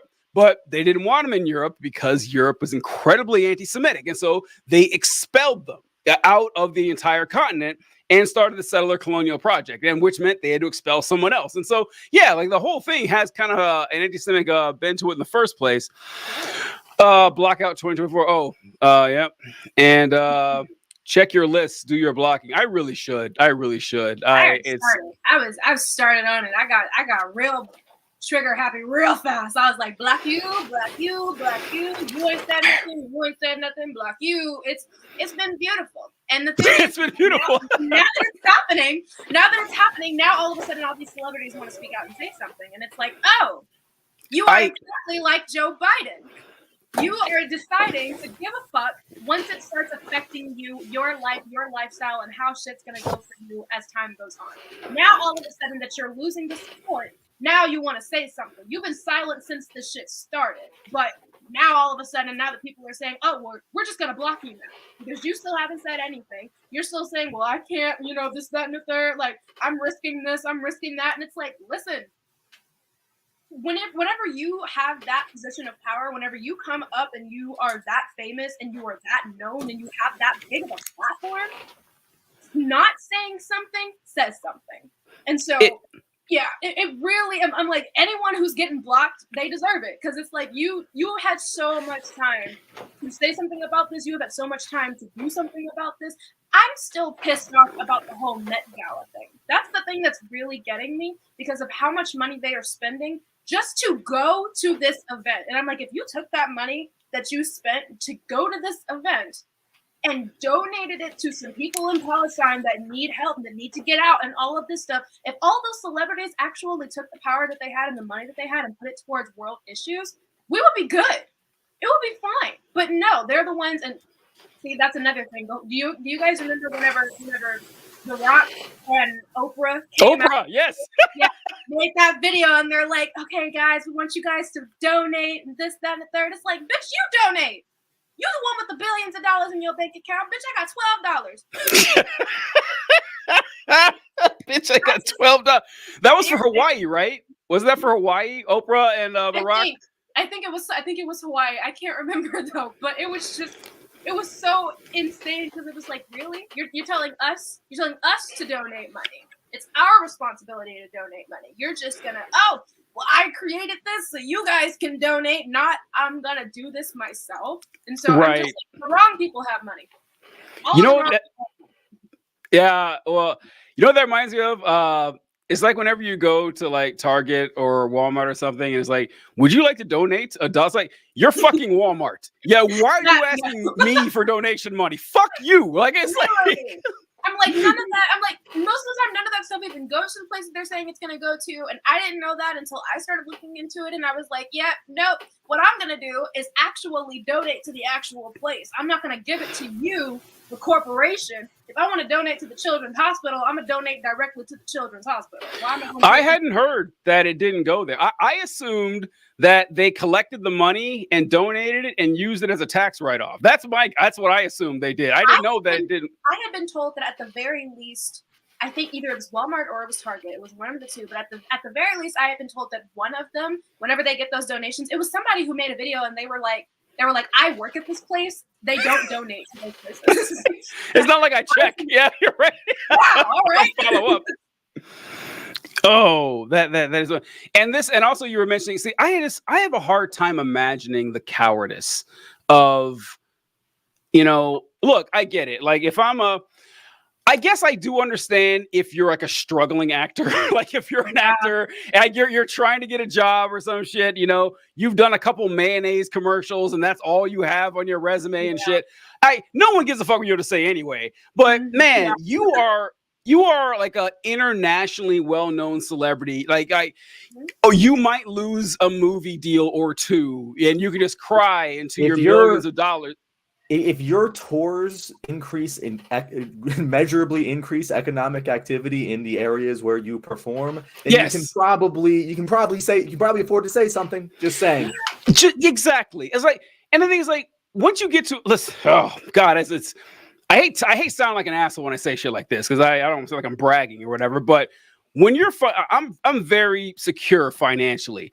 I don't give a fuck about money. I haven't for a long fucking time, but I have that luxury that I don't care about money. I can't imagine having 100 times more money and be like, oh my God, this is going to lose me money. I can't imagine. I genuinely can't put myself in that mindset. If I had $100 million and I'm like, I can't say anything controversial because I might not be able to get $120 million. Yeah, my life doesn't change at all. And I think we've talked about this before, John, on the show, is that this is a very Michael Jordan moment. So for those of you who don't know what we're referencing, so black athletes in particular, have always been in the forefront of social change because they're like, oh my God, I'm just a regular black person who was just gifted by God with these amazing abilities. And now I'm a mouthpiece and a spokesperson for change, like Jackie Robinson, Muhammad Ali, Kareem Abdul-Jabbar, Arthur Ashe. I mean, the list is a mile long. And then Michael fucking Jordan, like the one ring to rule them all, like the most famous black person in history. And people are like, hey, Mike, I've noticed you haven't made any comments about social change. And what Michael Jordan said should go on his tombstone for being he's already a piece of shit. But it was confirmed early on where he's like, hey, man, Republicans buy sneakers too. That was his response. And it's like, oh, so he just came right out and said it. Yeah, I'm not going to lose money to promote just causes. Like, that's it. And so like people who are, just following and Mike's example here is like, yeah, look, I can't afford to take that risk. I might lose a $1 million deal, although I have 100 million more. I couldn't sleep at night like that. I couldn't. I just don't get it at all. The crazy part about that quote, TJ, is that like I bet you if you were to poll like Americans on the favorability of that quote, like, hey, does this quote make you like Michael Jordan more? I would imagine that most of them would say, yeah, no, this is a favorable quote. That's a good thing that he said. You're right. Because it is when I first heard that as like a teenager, I was like, oh, that's a really pithy quote. Like I was just like, yeah, no, that made me think better of Michael Jordan.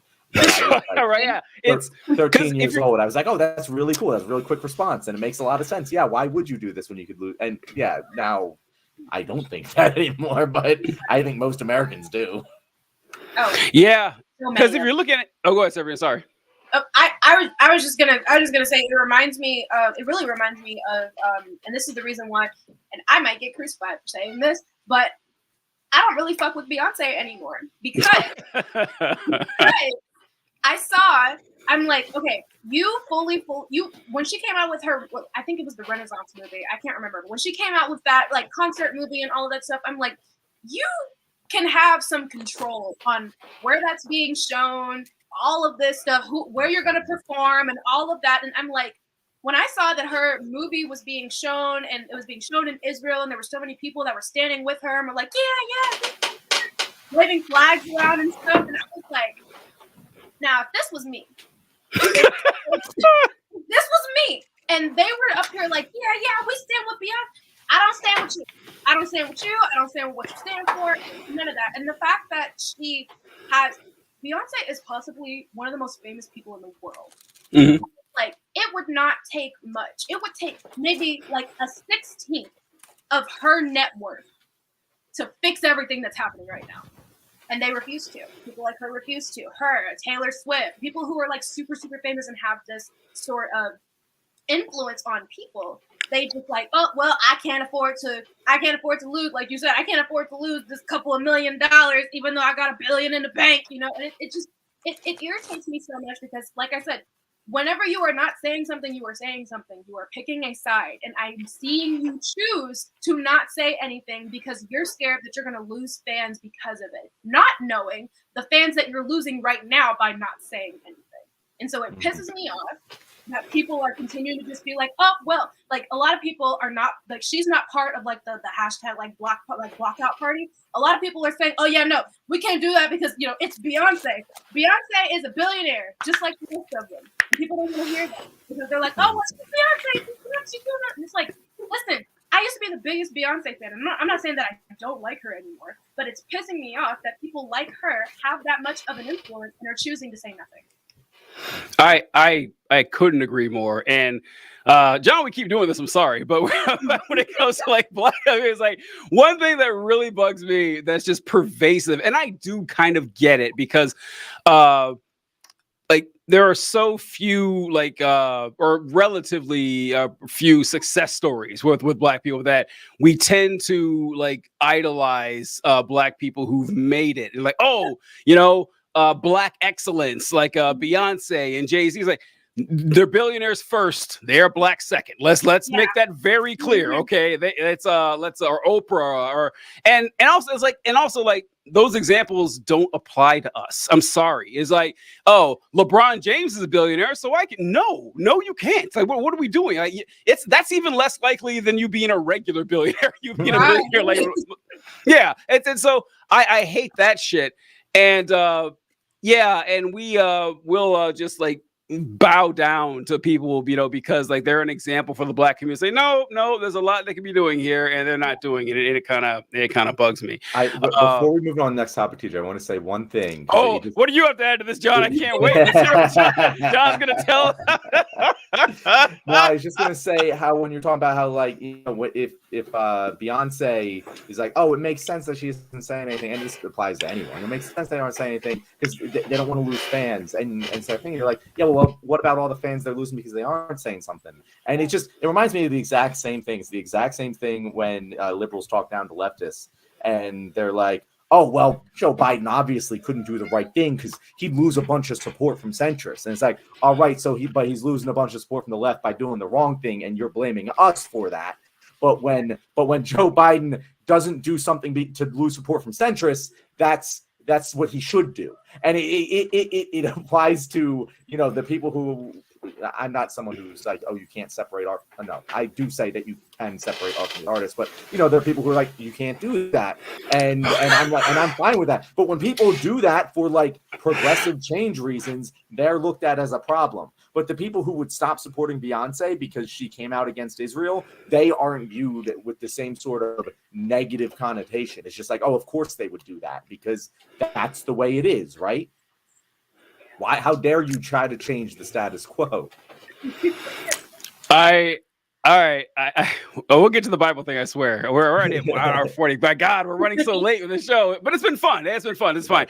But I have to ask this question because the art from the artist thing. This is something that I've heard all the time, and I can very easily separate art from artist. I mean, it's very easy for me.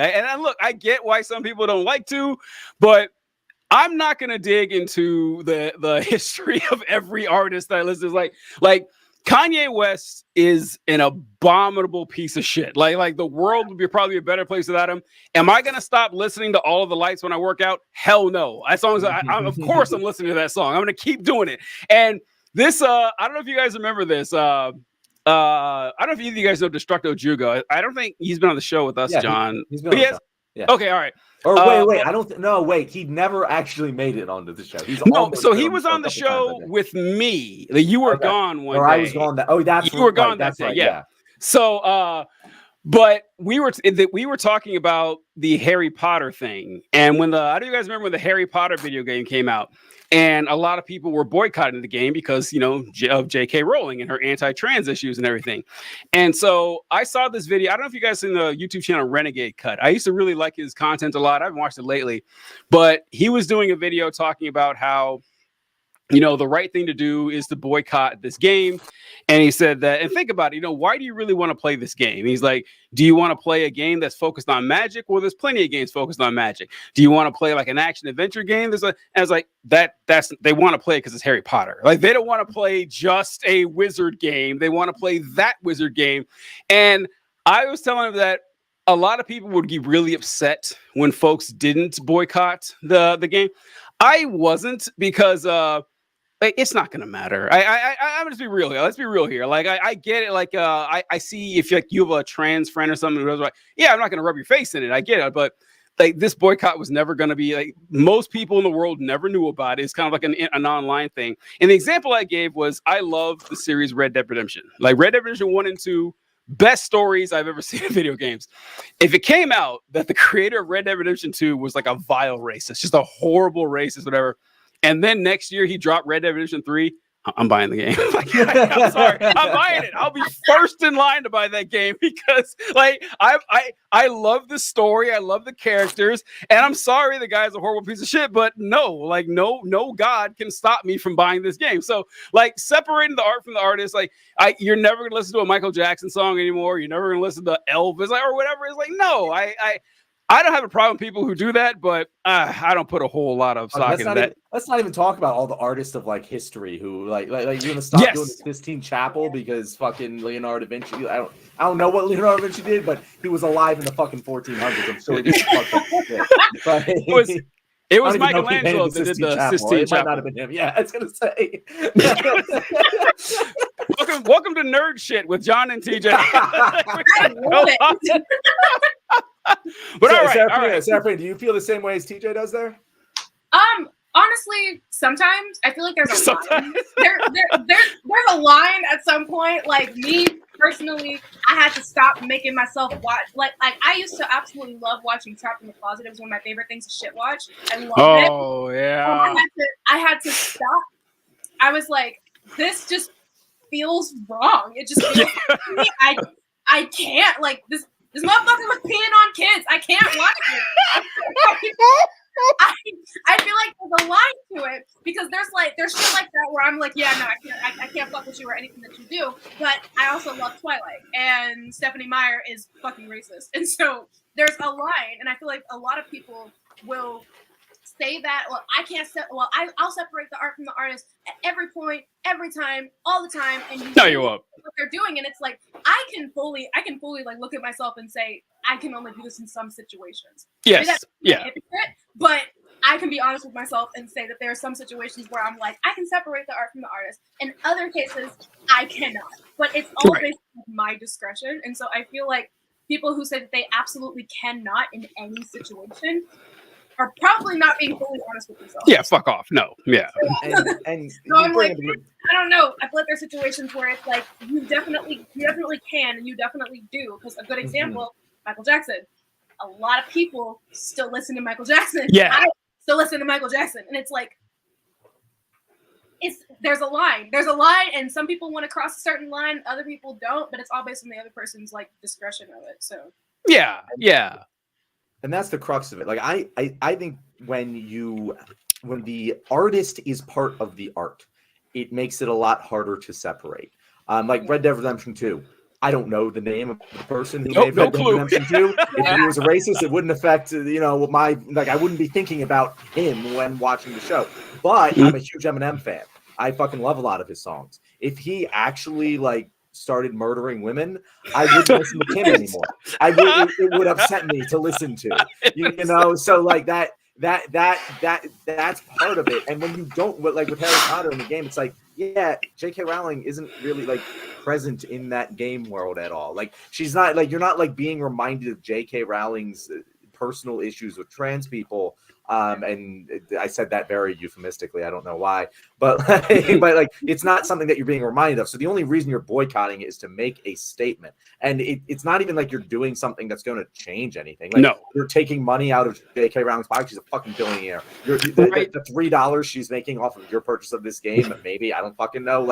It isn't going to make or break her. And you're not fighting any systemic thing. Like divesting from Israel, that's a real thing. That is a thing with a boycott with a strategic goal to take money out of the Israeli war machine and put pressure on them economically. You're not going to fucking pressure J.K. Rowling. You can't pressure. She's a billionaire. There's no economic pressure that she'll ever feel. She's rich for the rest of her life, no matter what. So you're really just virtue signaling, and that's fine if that makes you happy. You can do it. But if you're hurting other people in order to do that, I think it's kind of wrong.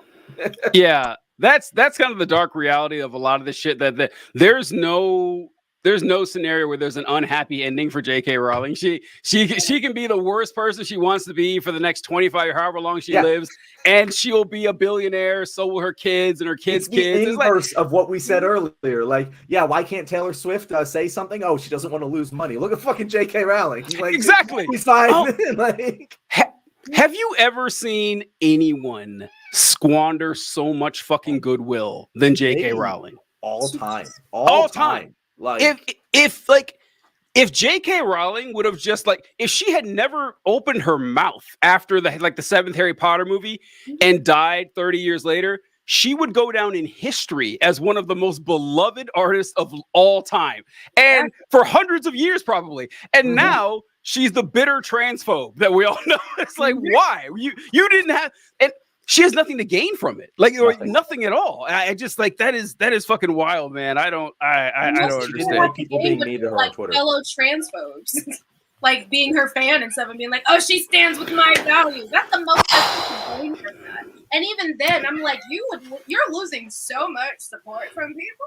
So But the thing that's getting hurt from her the most, because I didn't know about the Harry Potter game coming out. As far as my brain was concerned, the Harry Potter and everything that happened with it ended when the last movie came out.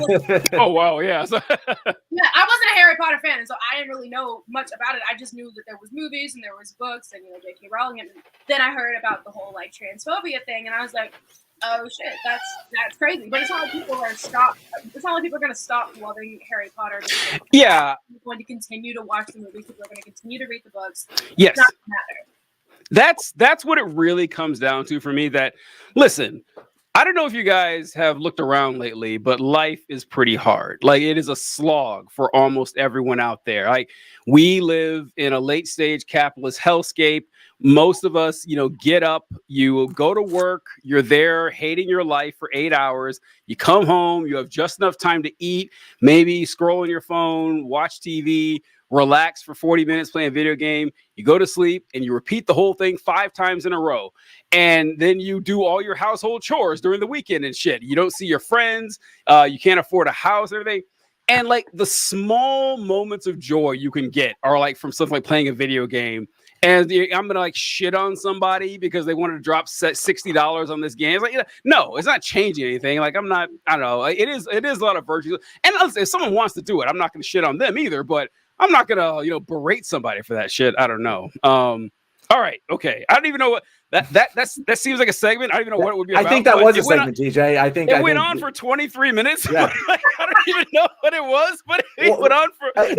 I'm glad that it played out like this because we were sitting here Wednesday like, fuck, what do we even talk about? Like, there's like topics we want. We literally said like the religion thing, just like, oh yeah, that's like an evergreen thing. Like, it's not like particularly related to anything in the news, but it's gonna be fun to talk about. So that's yeah. So. On Wednesday we do a live show and then we do one on Thursday. And so on Wednesday we were talking about the topics and every topic we brought up was one like we've already covered is like somewhere than other. And so John asked who our guest was for Thursday. And I said it was you and how we did a show together talking about your series about how the Bible doesn't make any sense. And he goes, oh, you know what we should do? We should do a whole segment shitting on religion. I was like, oh, she'd love that. Yeah, that'd be fantastic. So bring it on. I am a professional religion shit talker. Let's go. All right. So we'll reference what Lena said about an hour and 40 minutes ago when she said that it's not Christian nationalists, it's Christians, period. They're all nationalists. They're all degenerate cult terrorists, fascist groomers, every single one of them. So I think that's a little too far. I think that statement is a little too far. Like my grandma, she was no fascist. And the thing about this is that the loudest and most influential Christians are the fascists and are the nationalists. Like they're the ones who have the most swing.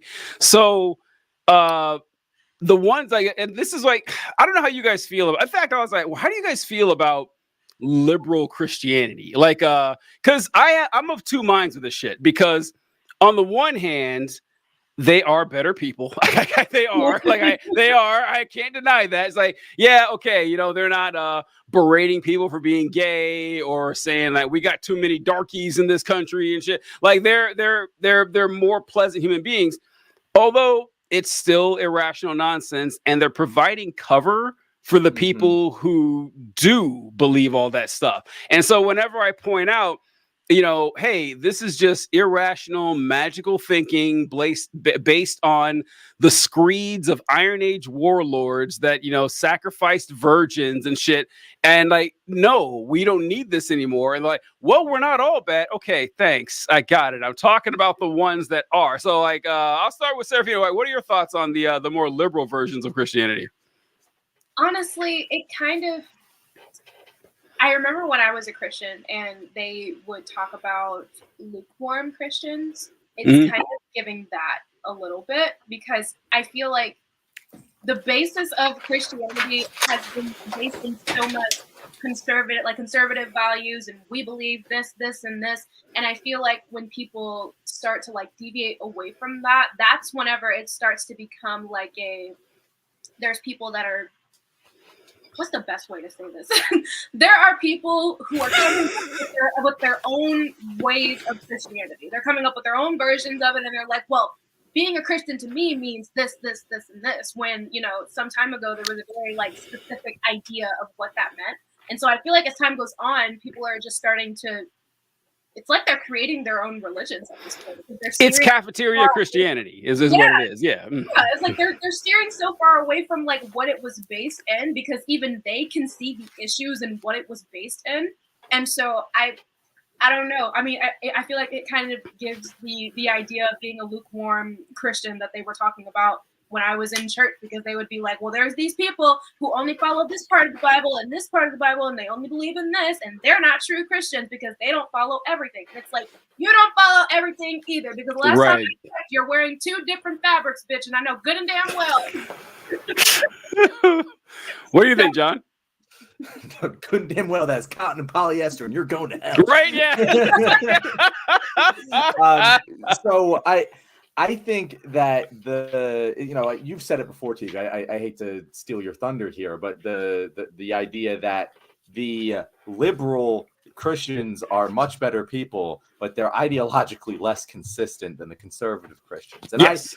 I have more respect for the ideological consistency as much as they're a worse person, because the thing that pisses me off is kind of the thing. This has been a repeated refrain throughout all of these episodes that we've done today, is that the idea of someone who doesn't look too far into something and then just goes, well, that's the way it is, and we'll just keep moving that way. And I feel like that's what a lot of liberal Christians and religious people in general do, in that you have this book that you're going to this church. You're probably only doing it twice a year, but still you're going to this church. You're giving them your money. You're reading this book. You're telling your kids, hey, this is the truth. There's a God in the sky who's going to be judging you and all this shit. Like, you're telling children this as if it is true.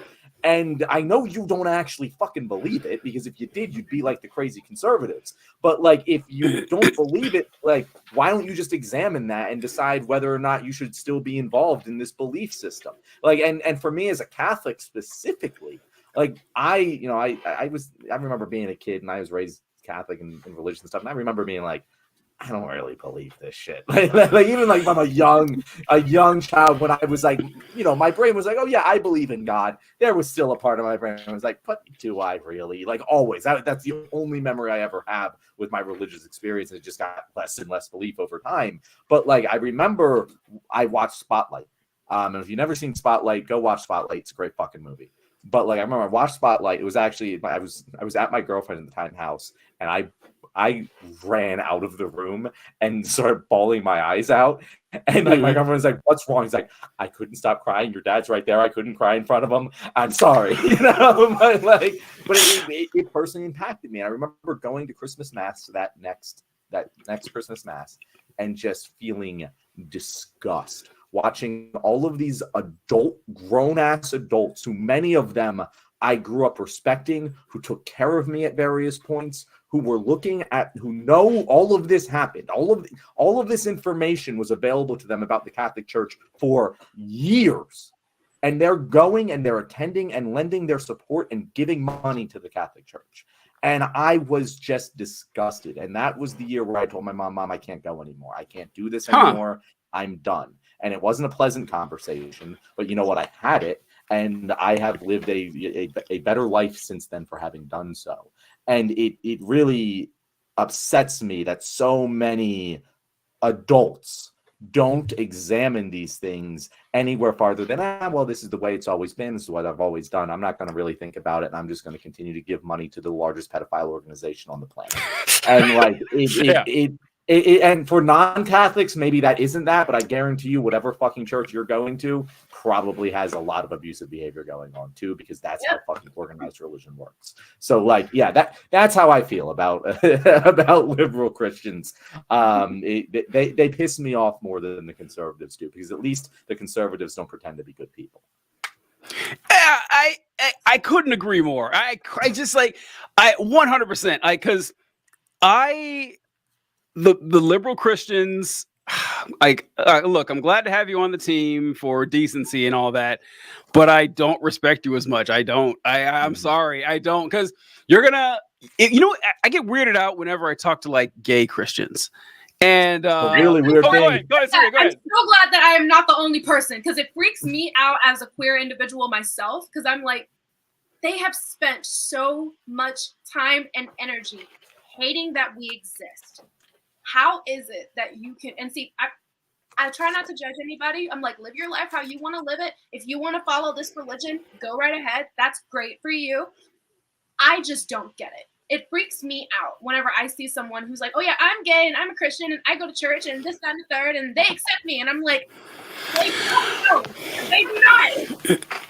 Not It's even in the a book. little The book that is infallible. The book It's says it, infallible like, word it's of right God there. says you deserve to be stoned to death, and you're worshiping the God who said that everyone should be stoning you to death, and Yeah. you're not like it. It's very frustrating. We just want to scream. Very Yeah, it was It pisses me off so much, and I'm so glad that I'm not the only person, because I really thought I was crazy. I was like, it just pisses me off whenever I see them, because it's like you can't be both. You cannot be a part of this. You cannot be a part of the group that is oppressing you, and then also be the person that's being oppressed. Like, there's no way that you can be like, yep. I mean, you fuck can with do these it. people, even though they I guess you can. Yeah, I guess you Yeah, can. they couldn't care less about my livelihood. They couldn't care less about anything. And if I brought my same-sex partner to church, it would be all hell would break loose. And so it's like, you're not truly as welcome as you think you are, and it's No. so sad. No, and what gets so it's been funny to watch over the last 10 years, watching Christian conservatives do this weird fluctuation, because back in the day, back in like the George W. Bush administration, I remember there were all these ballots going forward and elections to change the state constitutions to outlaw gay marriage, and they were winning. Like back then, it was overwhelmingly popular. Like every time outside of like I think Massachusetts and Hawaii, maybe a couple other places, they allowed gay marriage. But for the most part, it wasn't even just the Christians. It was the majority of the nation said, no, we need to change these laws to outlaw gay marriage. But the Christians were the loudest about it. Like because they had the popular will behind them, and they were leading the charge, saying the same shit about, homosexuals as they say about trans people today, that, they're here to take away the kids. They're threatening the very stability of our nations. Then public opinion started changing over the next, decade or so. Then Obergefell v. Hodges happened. And then instantaneously, they're all like, oh, I never cared. I was like, yeah, the fuck you did. I was there. I saw it. You cared a lot. When you guys had all the power and all the influence, there was nothing you thought was more, disgraceful than a homosexual person. Now that society's accepted, you approach us in this ingratiating and obsequious manner. It's like, oh, we've always been this kind. No, the second you get power, we know what you're going to do. And the unfortunate thing about the liberal Christians, though, as much as they annoy me, is we need them. Like, so like we need them. It's like we as much as I wish it were not the case, like atheists are a very small percent of the population. And people point to the nuns. Nuns are not atheists. Please stop saying. I hate when people do this. Saying that. No, because they always say that, because I talk about how, Christians are a majority of the population, and like almost everyone believes in God. And I always get some fucking comment saying, maybe you haven't seen the polls lately, but 20% of people identify as nuns. That doesn't mean you're an atheist. Doesn't mean you're an atheist. Like, No. you're probably. I'm sorry. I was so confused because I kept hearing N-U-N-S. Oh, nuns. nuns. Like, who the fuck is arguing nuns are atheists? That's the dumbest thing I've ever heard. Gotcha. My bad. It's funny. That is funny. That is funny. Yeah. And so the N-O-N-E-S, the nuns. There's no religious affiliation. Yeah. Yeah, thank you. I'm like, that doesn't count as atheist. That just counts as like undecided. Exactly. That's what most of them are. But it all fucking ties together, because like that's the liberal, like there are probably the majority of people. I don't know. That seems like a harsh statement, but like a fucking significant amount of people, when gay marriage was, hey, we should get rid of gay marriage, they're just like, yeah, sure, we'll go along with that. Yeah, why would that be the case? And then afterwards, after like gay marriage, they're like, oh yeah, cool, yeah, gay people are cool, that's fine. And in their worldview, that was ideologically consistent. It was just like, yeah, the status quo, we support that. It all and I really, really fucking believe this. It does stem from religion. Like, I really hate to be fucking Bill Maher about it, but like when you are taught from a fucking like baby level, hey, yeah, there's a book and it's infallible, and there's a God and he's infallible, and don't think too hard about it and just trust everything that the people who are in charge are telling you. That's what religion is. It's just fucking, it is that, it's indoctrination to that mindset, and that mindset is pervasive, just like I said in our previous episodes, across interpersonal abuse, across genocide, and everything in between. And it starts for so many people in a fucking church or whatever religious denomination they belong to. I will never forgive religion for this very thing, because even like this wasn't supposed to be like an episode about queer issues or whatever, but it's kind of like it's just perfect for this. Is that just the fact that it seemed like the fact that we have a word for homosexuality, honestly, can just be traced back to Christianity. Because if it's really funny that all these fascist guys like the Nick Fuenteses and Charlie Kirks, right, how they have this just tumescent hard on for ancient Rome and ancient Greece and everything, where men were really men. It's like they were fucking on each other, like yeah, exactly. Like in ancient Greece, how do you separate the men from the boys? With a crowbar? Like that's a thing. Like that, they were like that's what was going down back in ancient times. And like if you went back and spoke to like Julius Caesar himself, like a time machine, you hopped in and you started saying, "Oh, hey, I'm a heterosexual," he'd be like, "What are you talking about?" he would, what does that mean? Exactly. He'd be like, "Well, what does that mean?" He's like, "Well, you see, I'm a man and I only have sex with women. If I had sex with men, that would be wrong." And so a homosexual is a man who only has sex with men. And it would confuse the fuck out of him. It would be like if someone came up to you and said, "Yeah, I only have sex with people with red hair. That's what I do." And you're like, "Wait, what? Why? Yeah, what are you talking about?" And it's like, it would be that confusing to them because they didn't have these categories of. Now, as we mentioned, they were a little bit too cavalier about these categories. Like it did go a little far. But this whole idea that heterosexuality is good and everything else is this weird aberration, and we beat it into people as children, and they grow up thinking it's normal. And which is why, this is why the conservatives are freaking out so much. It's like, oh my God, Gen Z is 25% identify as queer of some sort. It's like, yeah, the real number, naturally is probably a lot higher. It's probably I was like, that seems kind of small. Yeah, because if I hadn't have grown up, being taught that heterosexuality was the right thing to do, and don't compliment another guy because that would be gay. You don't want to be gay, do you? Yeah, I would probably be queer too. That ship sailed for me a long time ago, but it's just someone heard none as well. I saw that. I was so confused. That's so funny. It's like TJ said, "Who's saying nuns or atheists? What the fuck is he talking about?" Have you told the Christians in your life that they need psychiatric care? Give a garbage. How do you guys feel about that? How do you feel about that?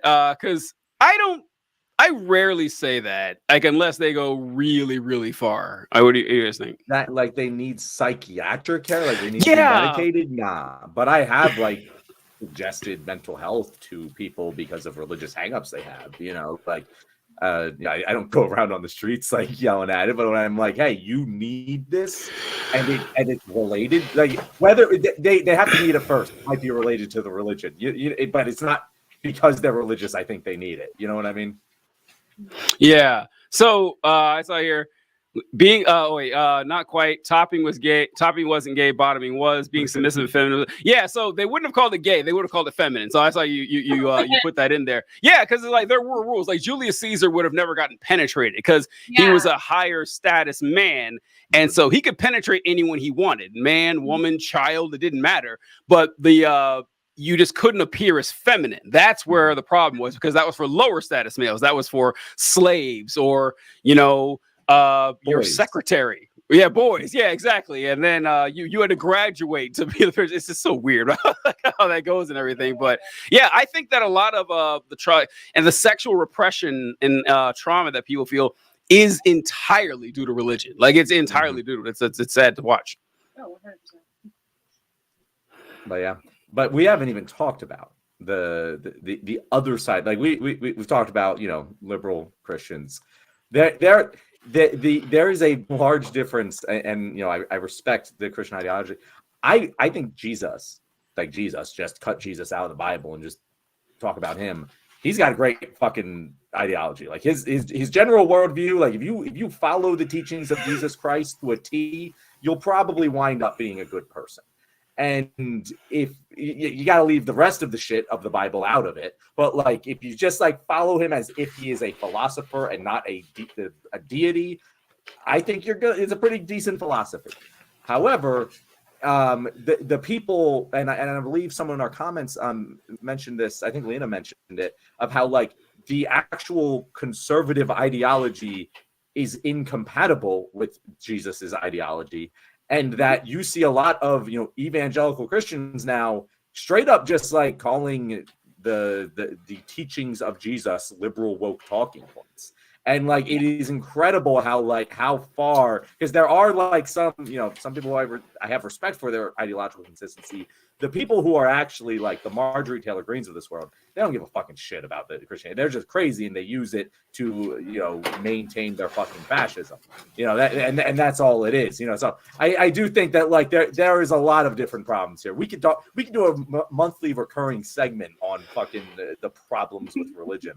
But yeah, like it is widespread. TJ, I see a mischievous grin on your face. Well, no, guys, there's an image I wanted to pull up, but go ahead and talk about the people who, because they are worse. They're so much worse. The ones that pretend, and like I don't know. As you know, I'm not too hot on Jesus. He's all right as far as like ancient philosophers go. You could do way worse. I give him a B plus.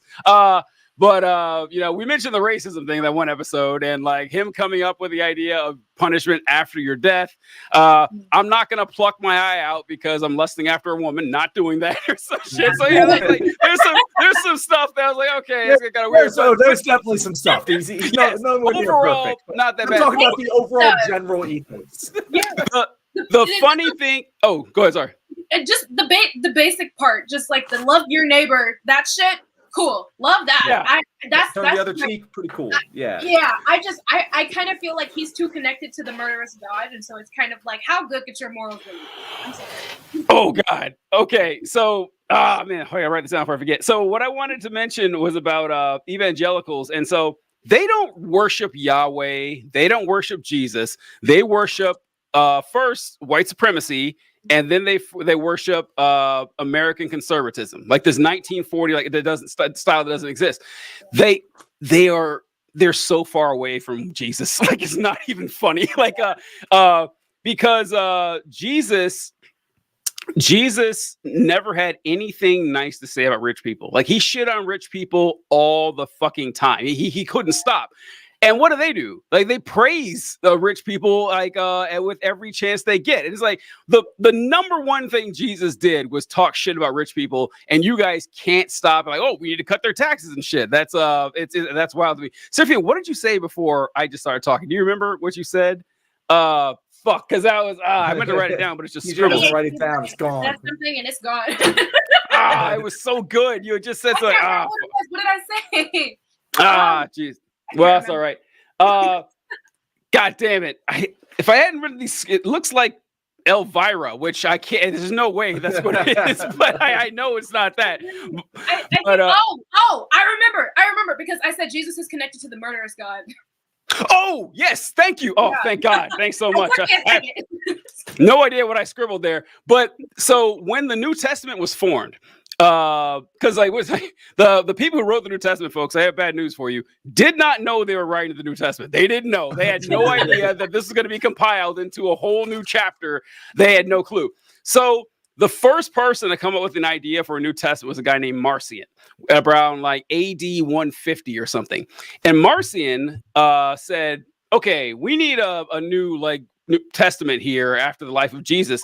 So he took the book of Luke, the book of Acts, and the epistles of Paul, and he combined them together and said, okay, here is our New Testament. And the first thing we're doing is getting rid of the Old Testament, because holy shit, have you guys read that thing? It is a travesty. It is just like, I saw just 39 books of blood and murder and incest. It's like, no, this is, and for no reason too. There was so much shit that didn't have to happen that way. Awful. It's awful. And so Marcion said, okay, here's the deal. The God of the Old Testament was like a demiurge, like this original primordial force God who is dead now. We worship a new God and his kid, and we're gonna just start from scratch and go on from there. And then other bishops in the Middle East and Northern Africa and probably Europe, they started saying, hey, we're going to do the same thing. So they compiled their other books. And so the 27 books that we know and love today, that came out a little bit later, but it wasn't canonized officially until, like 150 years later. But I think back on how big Christianity dropped the ball by not going with what Marcion said. It's like just starting fresh with Jesus, just because it would have solved a lot of problems if they had done something like that. And they're like, no, we're going to keep the Old Testament for no good reason. The biggest flaws is that God is infallible and unchanging, and yet he clearly changes his character from the two books. Like they are different characters. Like if there's no way you could read this from a non-religious perspective and go, yeah, those two characters are the same person, same writers. When a show like gets new writers, you're like, I didn't feel like that was something that Joe would have done. They got new writers. That makes sense. That's how the fucking Bible looks, and it's so obvious. And I don't understand how grown-ass adults don't see that. It would be like if someone showed you like Iron Man 1 through 3 and they replaced Terrence Howard with Don. She was like, no, it's the same actor. It's the same actor. Every time War Machine's the same guy. All they know. One's light skin, one's dark skin, but don't pay attention to that. That's it. But so I wanted to do real quick is that we talked about a lot of these Christians, and I hate saying you're not a real Christian because it's a no true Scotsman thing, and so it's very annoying people do that. But there are some people who just aren't actually Christians, and they're just putting on a show. They do this in politics a lot. My favorite example of this, I'm about to share the screen here. This is our girl, Marjorie Taylor Greene, and she posted this picture. I can't remember if it was Easter or whatever, but it's a picture of her reading a Bible. Because of course, and I want to just look behind her. Oh, can you see it very well? I don't know. Oh yeah, we can. Okay. Well, how many fucking crosses are on that wall? At least 5. 1, 2, 3, 4. That's a cross. There are 6. There are 6 or 7 crosses behind her on that wall. I don't doubt Marjorie Taylor Greene has the worst taste imaginable. Even someone like her would not have 7 crosses on top of one little area. That's just for the picture. That annoys me, the performative nature of this. And John, you said something that I wrote down. I remember this, but you mentioned that you went to Christmas Mass. Now, I thought Christmas meant Christ Mass. So is it Christ Mass? I don't know. I don't know how the Catholic thing works, but it's just I was just curious about that. That's a wonderful question, TJ. I don't know. I was just curious. That makes a lot of sense, TJ. That's a very reasonable question to which I do not have an answer. But John, you stepped away, I think, when we were talking about how conservative Republicans and Christianity in general, conservative Christianity is the greatest threat to survival of humankind. I think it really is. When you think that the world is going to end, why would you care about climate change? At first, you deny it because they'll say something like, well, of course, human beings can't change the climate. God is in control of that. And what does it matter anyway? He's going to destroy the world. And when they see what's going on, in Gaza, they love it. They love when they see that shit because that just brings us one step closer to Jesus showing up on a horse and shooting swords out of his mouth. That's what they think. And they love that shit. So I don't know what to do about this. I mean, I'm glad they're dying or they're dying off, and Donald Trump is helping out a lot with that, which is really great, which is really funny. And, but like, what do you? In court has been really hilarious to see. Yeah, it's great, but do you agree, John? Like, am I off base there? Because that's how I really see it. People don't take it seriously enough. I don't think a lot of liberals think that because a lot of liberals, their exposure to Christianity is other liberals like them who like don't actually believe the shit. It doesn't really affect their lives. They don't think too much about it, and so they think the people on the other side are just the same way with a different color on their jersey. And it's not. Like they actually let these things influence their decisions. And the fact that the liberal, like even like the liberal, and God, I fucking hate to say this, the liberal news media treats these like religious fundamentalist people in Congress who say shit like that as, and like who say, like Marjorie Taylor Greene has said, we should have a Christian nationalist nation. Like they say this with their mouths, and then the liberal media just goes, "Oh well, no, that's just the other side of the story." And it's like, no, that's religious fundamentalism. That's what the fucking Nazis did. You should describe it that way. And because so many liberals are just like, "Oh well, say la vie." That's just, you know, they're the same as us. They don't actually feel that way. They're just using it for rhetorical purposes. And it's like, that's what they actually think. If you fucking like pull their nails off, they'll tell you that's what they actually think. But that's not real. It's just fake. And the reason that they don't know it's real is because, again, they don't examine this shit too hard. And it's really a shame. Serafina, your thoughts? So, honestly, I've seen, to be completely honest, I have to come from a standpoint of like being a Christian at one point and having this idea of like everyone should be a Christian. This should be a Christian nation and everybody should follow it and all of that. It just comes from a place of true ignorance because you are just believing with everything in you. My religion is the only true religion, and everyone on planet Earth should follow my religion and my God and all of this. And it's just like, at the same time, they claim to be so loving. They claim that their God is so loving and so forgiving and all of this, and they care so much about the issues and stuff. But in the exact same breath, if it wasn't a so-called sin for them to kill themselves in order to get to heaven in time or get to heaven or whatever, they would do it in a heartbeat. And that's the reason why they don't care about other people's lives, because they're like, well, I mean, God's gonna kill the world anyway, and everybody's gonna die anyway, and so it doesn't matter. And it's really sad because those exact same people will also turn around and say life is precious because God knew you whenever He conceived you in the womb, and so that's why abortion shouldn't be a thing. And so it's like there's this big circle of them contradicting themselves over and over and over again, and they can't see it because I didn't see it when I was a Christian. I was completely just in it, and I was like, I mean, hey, this is how I feel. I was pro-life. I was a hardcore Christian. I damn near a fucking conservative. Like I was just on it. And like I said, it just comes from a place of ignorance and being in this little bubble of believing that since your religion is the only true religion, that everyone should follow your God and everyone should believe the way that you believe. And it's really, really sad to see people in power have those thoughts. It is sad. It's also so frustrating too, because I remember in my days of being like a conservative Christian and everything like that, there were a lot of very apparent problems that I kept having to shove away because they didn't like. And you mentioned the not committing suicide thing.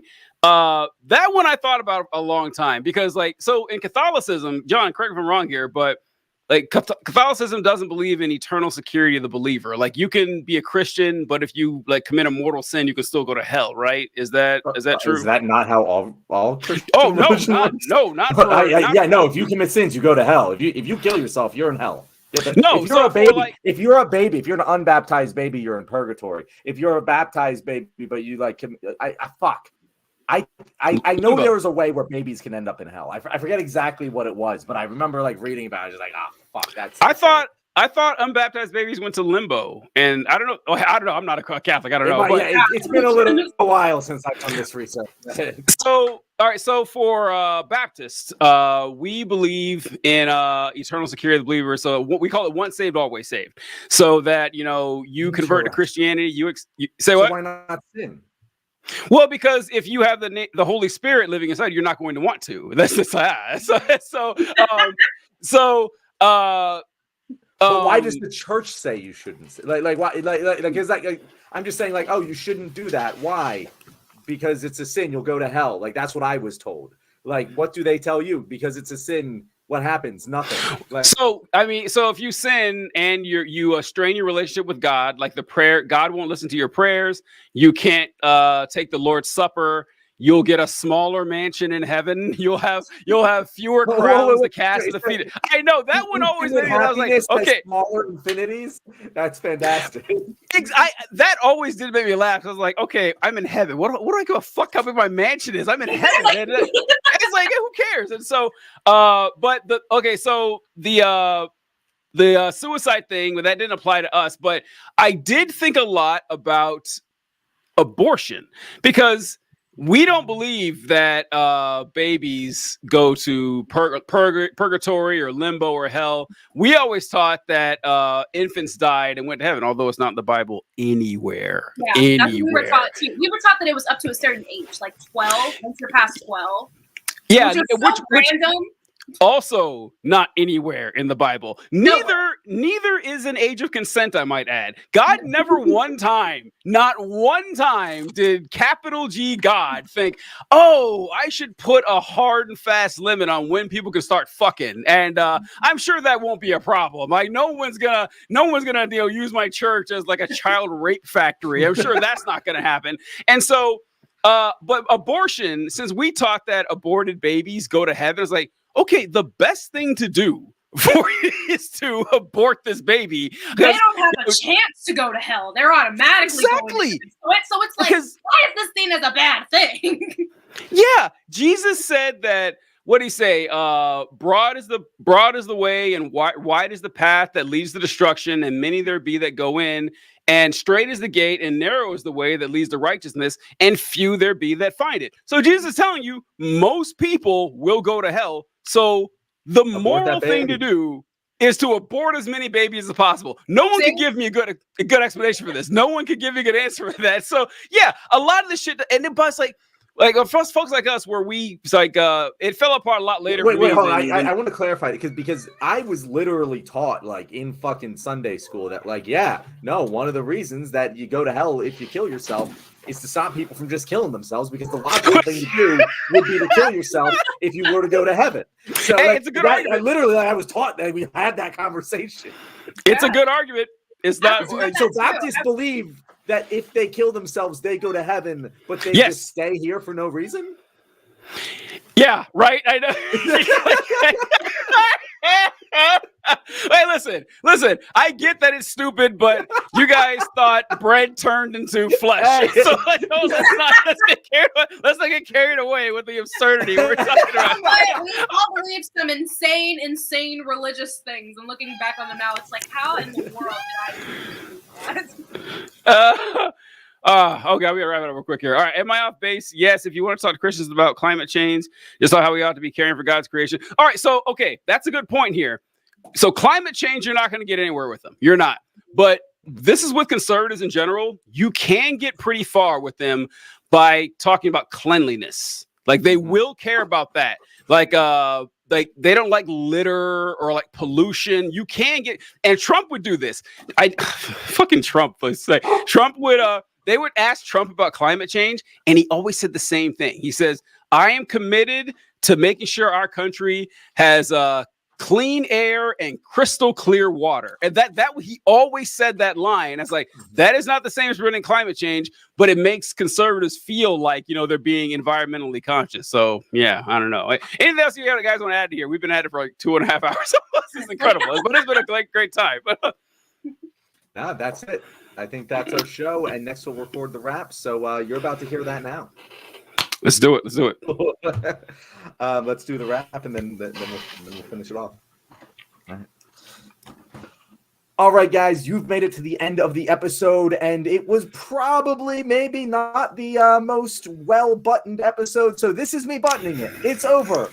We had a very fun time talking today with our guests and went on a lot of different tangents. One of them you might have just listened to in this video. So if you want to hear more from our guests, Serafina, where can people find you?